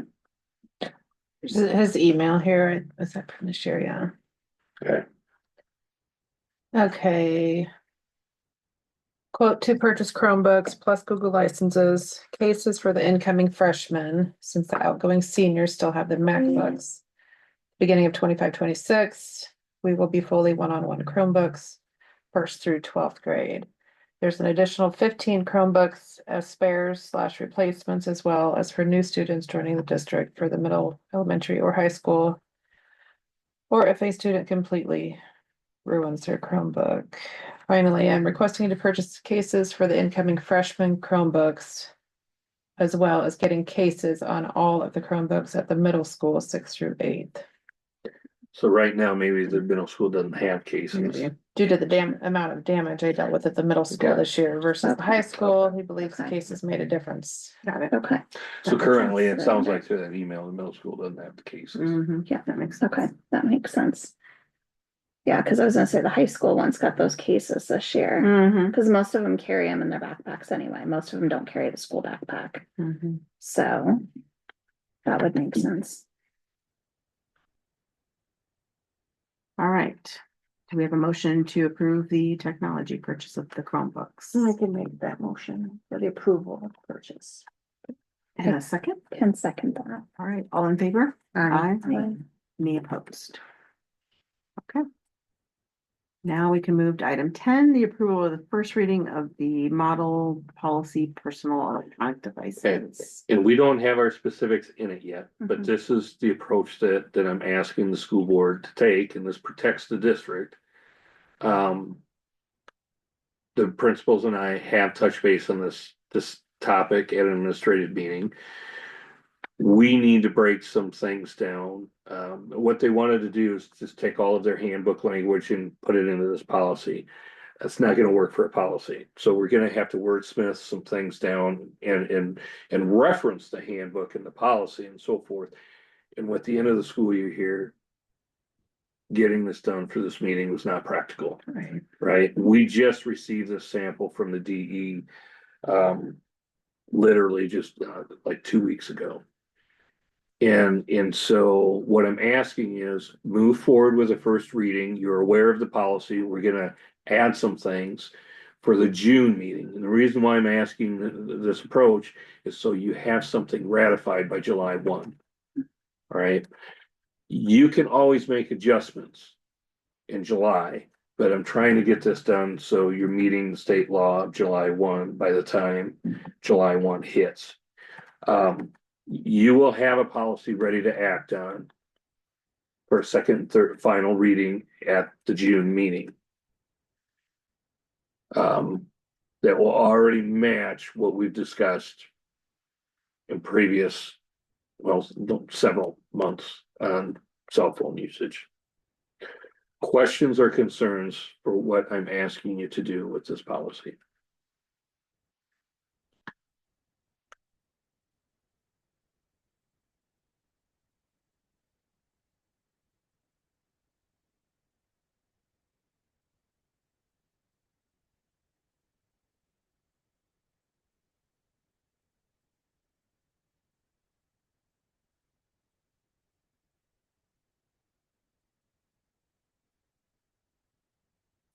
There gonna be anything language wise, and this might actually default back to our one-to-one device policy too, but that like clarifies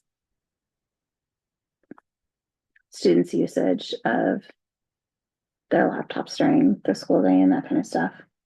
Just because the policy itself, as written, talks about personal electronic devices and it refers to a laptop. I'm interested how that's all gonna shake out, like from a state perspective. Because our students are still gonna have laptops during the day. Mhm. They're still gonna use them in class. They're gonna be expected to use them in class. So.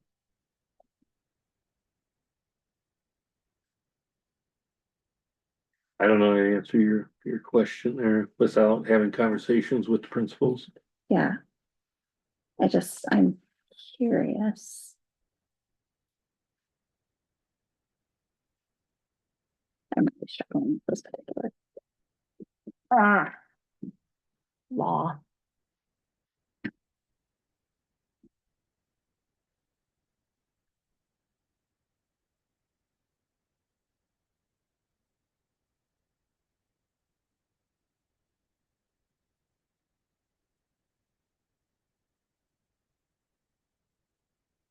Again, this is the sample guidance from the Department of Ed.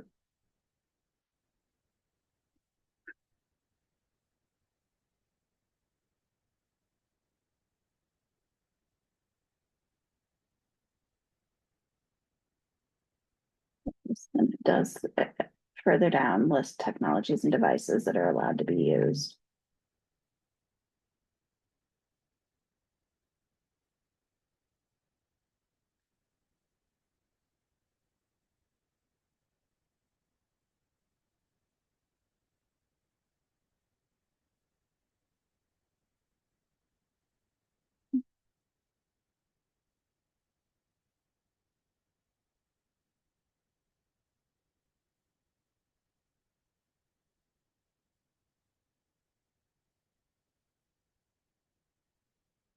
One thing you might consider adding to that statement about a student, list technologies and devices, and then it says a student's personal electronic device may be used for instructional purposes under the following conditions.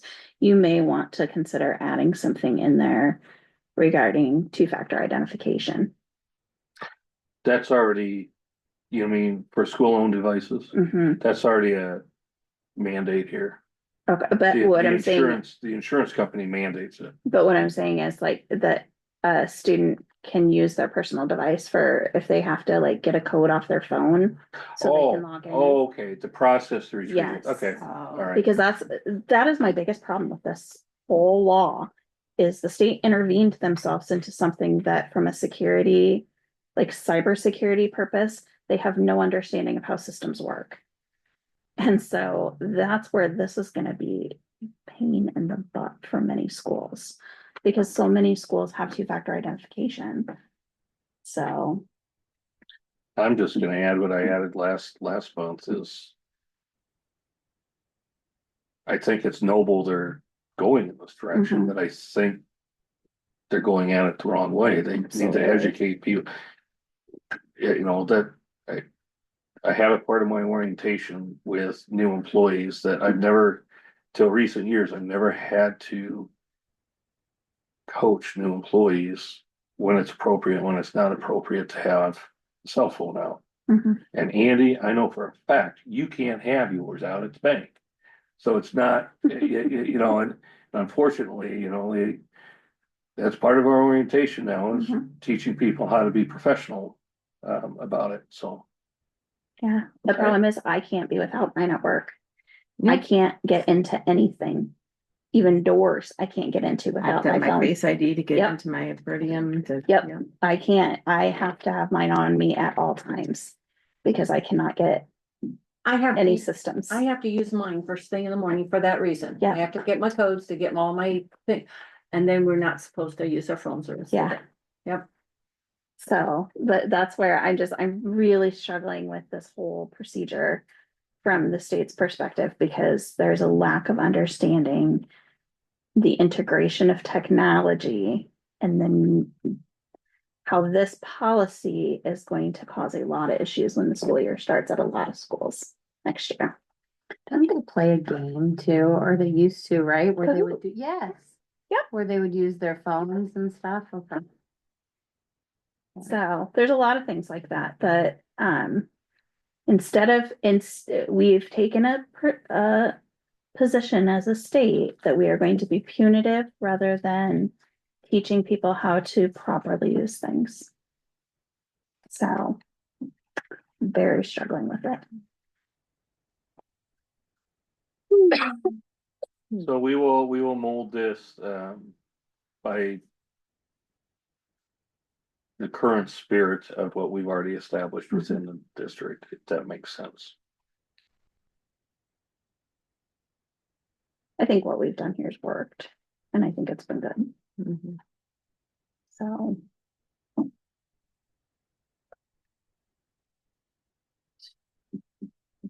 Can I get a motion for approval of the first reading of this model? We've read it. Yep. Yeah.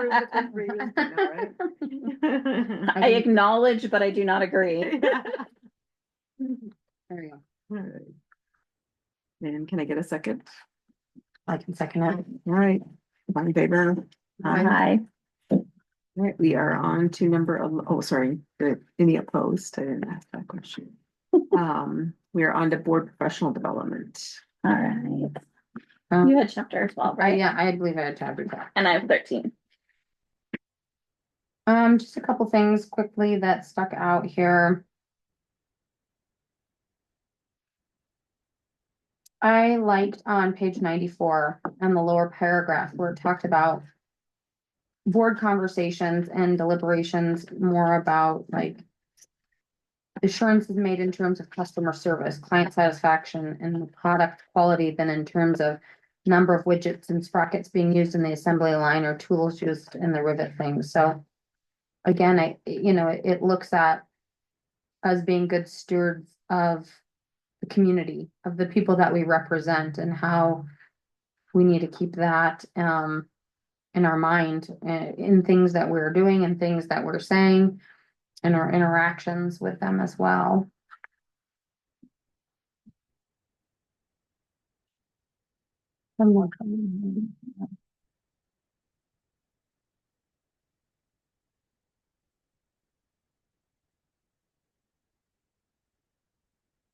And I thought some of it was interesting too, just talking about how you can have professionals and highly educated people, and we're all from different niches, but that sometimes we all had to kind of take a step back and be like, okay, I don't know anything about this. Like, I may be an expert in my field, but in this field, and trying to find how we can all work together with our own special niches. So chapter 13, this was an interesting chapter to reflect on because, education has gotten so political, as we know. And it also, back to that customer service standpoint, there are days where it feels like you're meeting no one's needs and everybody has something to say about how you do your job. So I thought this was a very interesting and timely chapter, because it reflected on the view of administrators, superintendents, your principals, and such, and how, imagine you are a new employee coming in, somebody's trying to tell you already what they dislike about what your role is, and you may not even have any idea what your role is. And so just from the perspective of like a new superintendent coming in and all of that, like this was a reflective chapter from that perspective. One of the statements I liked, it talked about, classroom teachers, earning the respect of students in order for students to like behave and be successful and that kind of stuff. And so the idea is that students do that each year, that they behave, that things, go well until things don't. And so the idea is that, from the perspective of your administrative time or administrative team, the idea is that they're going to be on their best behavior when they begin, but how can you like set expectations and be very clear about expectations and have those dialogues and conversations so everyone's on a good start and everyone stays on a good path and a good start in that system of trust. So I thought that was an interesting kind of statement and comment from this chapter. I also liked the last sentence in the chapter was, so with this case, let's start undefeated every time we have the chance. I think sometimes we come into things kind of in that preconceived idea of what the expectation is, but sometimes we have to break down those barriers to build the relationship first.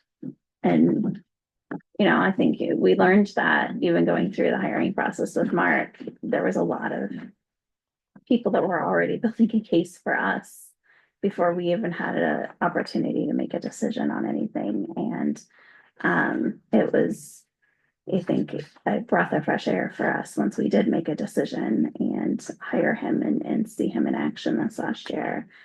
He's performed honorably for our district and has been a good fit for our district, I think, as well. So, and again, just another one of those reflective things that I thought about when reading that chapter.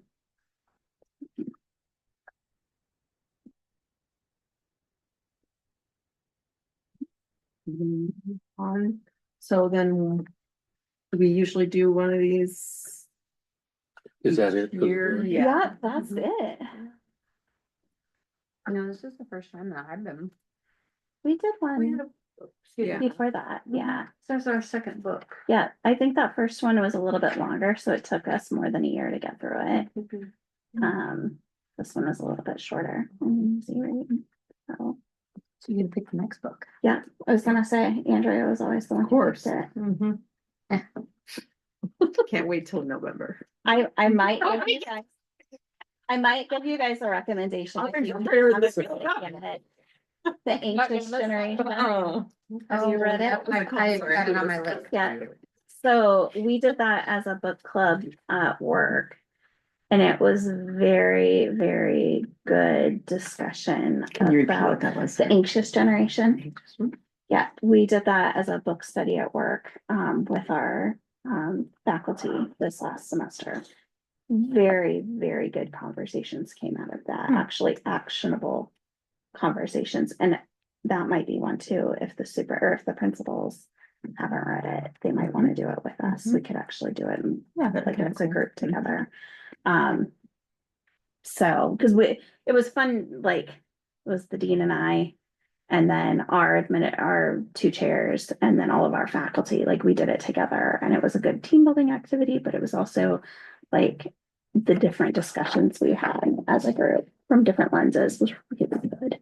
So it was funny after we started a group chat afterwards on Teams. And so like every day somebody's adding things to it in Teams of like, hey, did you see this article? Or hey, I had this experience with a student. And so it's led to some really good like follow-up conversations from it as well. So might just be one to consider because I know our group really enjoyed it. Other thoughts, like under the board kind of dialogue that we can have, like thoughts. You know, we're talking about the bond issue. I mean, when do we need to start getting stuff out? We've, you know, had issues with the community saying that we are not being transparent. You know, we're coming up onto June. When do we need to start getting that stuff going? I think Pete Drury said he'd be more than willing to help get us rolling again. Yeah, I Maybe think he's got ideas. It would probably be good to get a meeting together again and like, okay, what's next? Yeah. Where I where assume you do we might- start? Start with Tyler.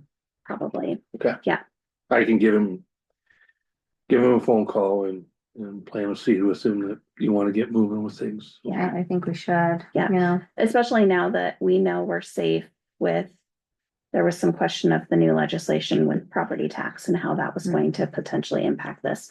And that did not go through this time, so we are okay. And there's no moratorium for 5 years on bond issues or anything like that right now, so we're good. We better roll. You know, because I'm guaranteeing, just like the student choice bill, give it another year. We'll probably see it come up again next year and push through. So, because that would be the third year that they've talked about it now. So. Okay. Anyway, no, I think that would be good to get that on the docket and get that going this summer, because I think last time we started probably July-ish, what was it? Yeah, I think it was. Yeah. And then, And yeah, it seemed that's like what it felt like did it our was like- first I mean. community Mhm. meetings the end of August, right when school started. uh, So, which seemed very rushed then. Yeah, I think we Okay. can get ahead of it. So yeah, I think we should. More. And then, you know, I want to make sure that we are continuing to, you know, push things about the district in terms of transparency too, you know, getting the recordings out, blasting those on social media, that those are available for review. I think that's a huge thing. And then another thing I just don't want to get lost is, you know, going back to your thought about the school board being present or being visible with staff. Like, do we want to try and plan something for the beginning of the 25-26 school year? And if so, I think we should probably start thinking about it that would now, be good. Yep. you know, That would be Exactly. good, and we can kind of figure out dates and. dates, timing, all of that, if we want to do it, you know, something that first day or two that they're back, Yeah, so. just something. Like I said, I just don't want to get, Let's you know, I First don't want it to day go so back fast on- and then all of a sudden we're like, oh yeah, we should have done this. We should have been Yes. doing this months ago and. Yep. What's the first day of school? That's what I was just gonna look at, 20, It's the 23rd, isn't it? is it? is that Friday night? August 25th, No, is can't it be the Monday? 23rd, that's a Sunday, Yeah. or Saturday, The excuse me. 25th, the Friday, the Monday? What do you think, I Tony? think so. Do you have that on your calendar? I was gonna say, You- do we this makes no have- difference, but Do we have the new calendar up yet? That's what I was just going for. I tell you, I rely on the website for everything. Yes, official 25-26. Where's that? Under first day of class is the 25th. Yep, it was the 25th. Where'd you find it? There's like two websites. Because there's a link here that says 24-25 academic calendar. But that's really the 24-25 academic calendar. So I just went It's on the website. Good It- stuff. under and academic calendars. calendar. Calendar staff. Oh, there's two academic calendar. Yeah, Ah, so we have to probably clean that up yeah. and actually take the one from Off staff Yeah. and move it to student and parents and put it as the first item there. Cause it's gonna confuse a lot of parents. Sorry.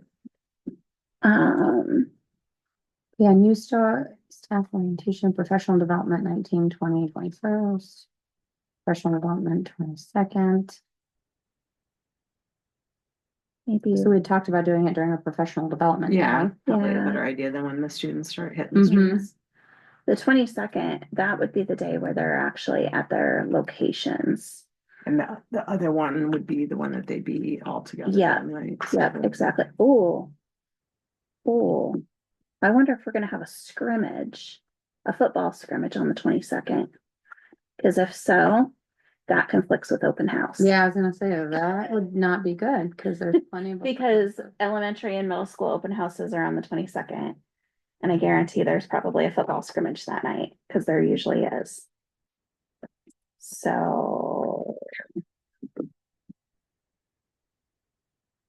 We may need to draw attention to that. And talk about if open houses could potentially be a different time. Or vice versa, I was gonna say, we already voted the calendar. or start so after it would 7 have to o'clock. Be the. Yeah, or start the after 7 scrimmages. o'clock and be a home scrimmage. Mhm. We get you about an hour and a half for all of them this year. Seriously, I questioning orders. I'll wait till after that. Yeah, There's just something throwing else. it out there. Yeah, no, Yep, Yeah. so if we can, So just start on with that that. note, I guess I would also encourage all of us to be thinking about anything that we want to do differently, right? So I think we need to be thinking about, setting objectives for the superintendent, thinking about some of our goals for next year.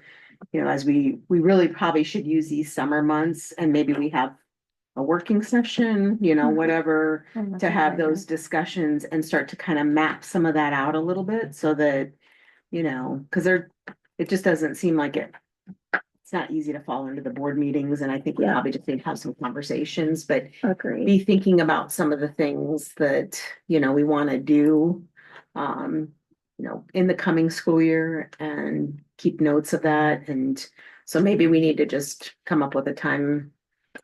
What, The That we working can, session, yeah. that's a we good can put idea. Working session. together. Yeah, that's a So, really good idea. what about reaching out and trying to figure out after July 1st? Yep. What would be a date that works for Kevin? Yep. That we could do like a board retreat type Yeah. session. Yep. And then maybe we'd reach out to the School Board Association and see about having something. Yep.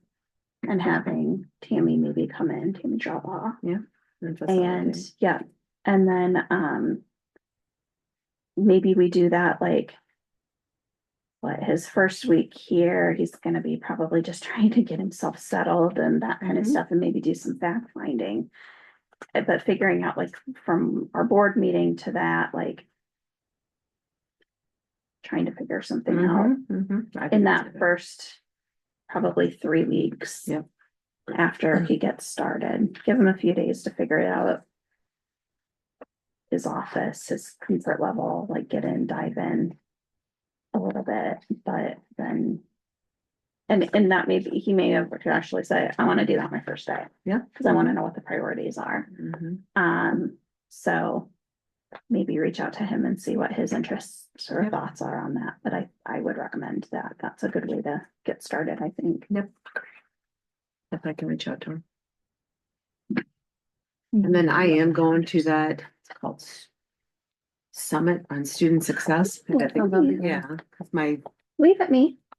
are you coming? No, I'll be, well, actually, no, I won't be on campus that day. It's right across Gotcha. from my building. So anyway, my, Got you registered for that, don't you? yeah, I got the confirmation, I think, either just today or yesterday, but anyway, so I'll let you know what I.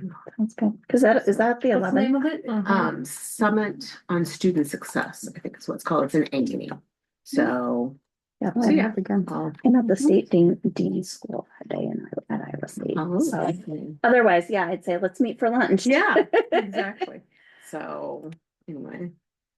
Anything else? That's all I have. Okay. All right, then I think we can go to the superintendent report.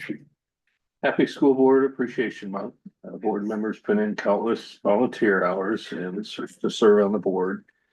On behalf of the students and the staff, we want to say thanks and appreciate everything you do. You do, certificates were handed out Yep. when they came, right? Okay. Yeah, thank you. Each of you have a certificate there, the annual certificate, so thank you. This coming Friday is the last day for students. Certified staff will work Tuesday and Wednesday and Thursday. Non-certified staff were given the option to work for pay on Tuesday and Wednesday, or take a personal day if they have it, or leave without pay. We left it up to them. What they couldn't do is not communicate with us. They had to commit to something.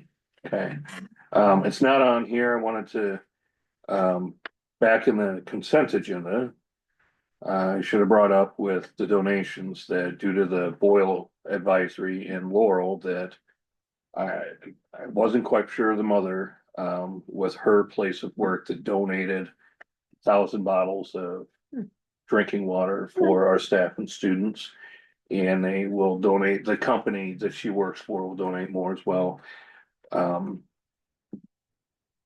have to get the specific person from Mark again, with the transitions of things here. So that was a nice deal. We continue to wrap up the end of the year reports with the Department of Ed. Tyler Riley is assisting with securing bids for tuck pointing, which I brought up a little bit ago. I don't have the elementary listed, but the elementary would be part of that as well. After our last conversation between Tyler and I, we honed in on that. Then the governor finally signed the legislation for the 2% SSA. East Marsh will fall into the 100% budget guarantee, which you authorized back in, I want to say December. And that is, just as a reminder, that's a local tax. Okay, so that in a nutshell is my report. Thank you.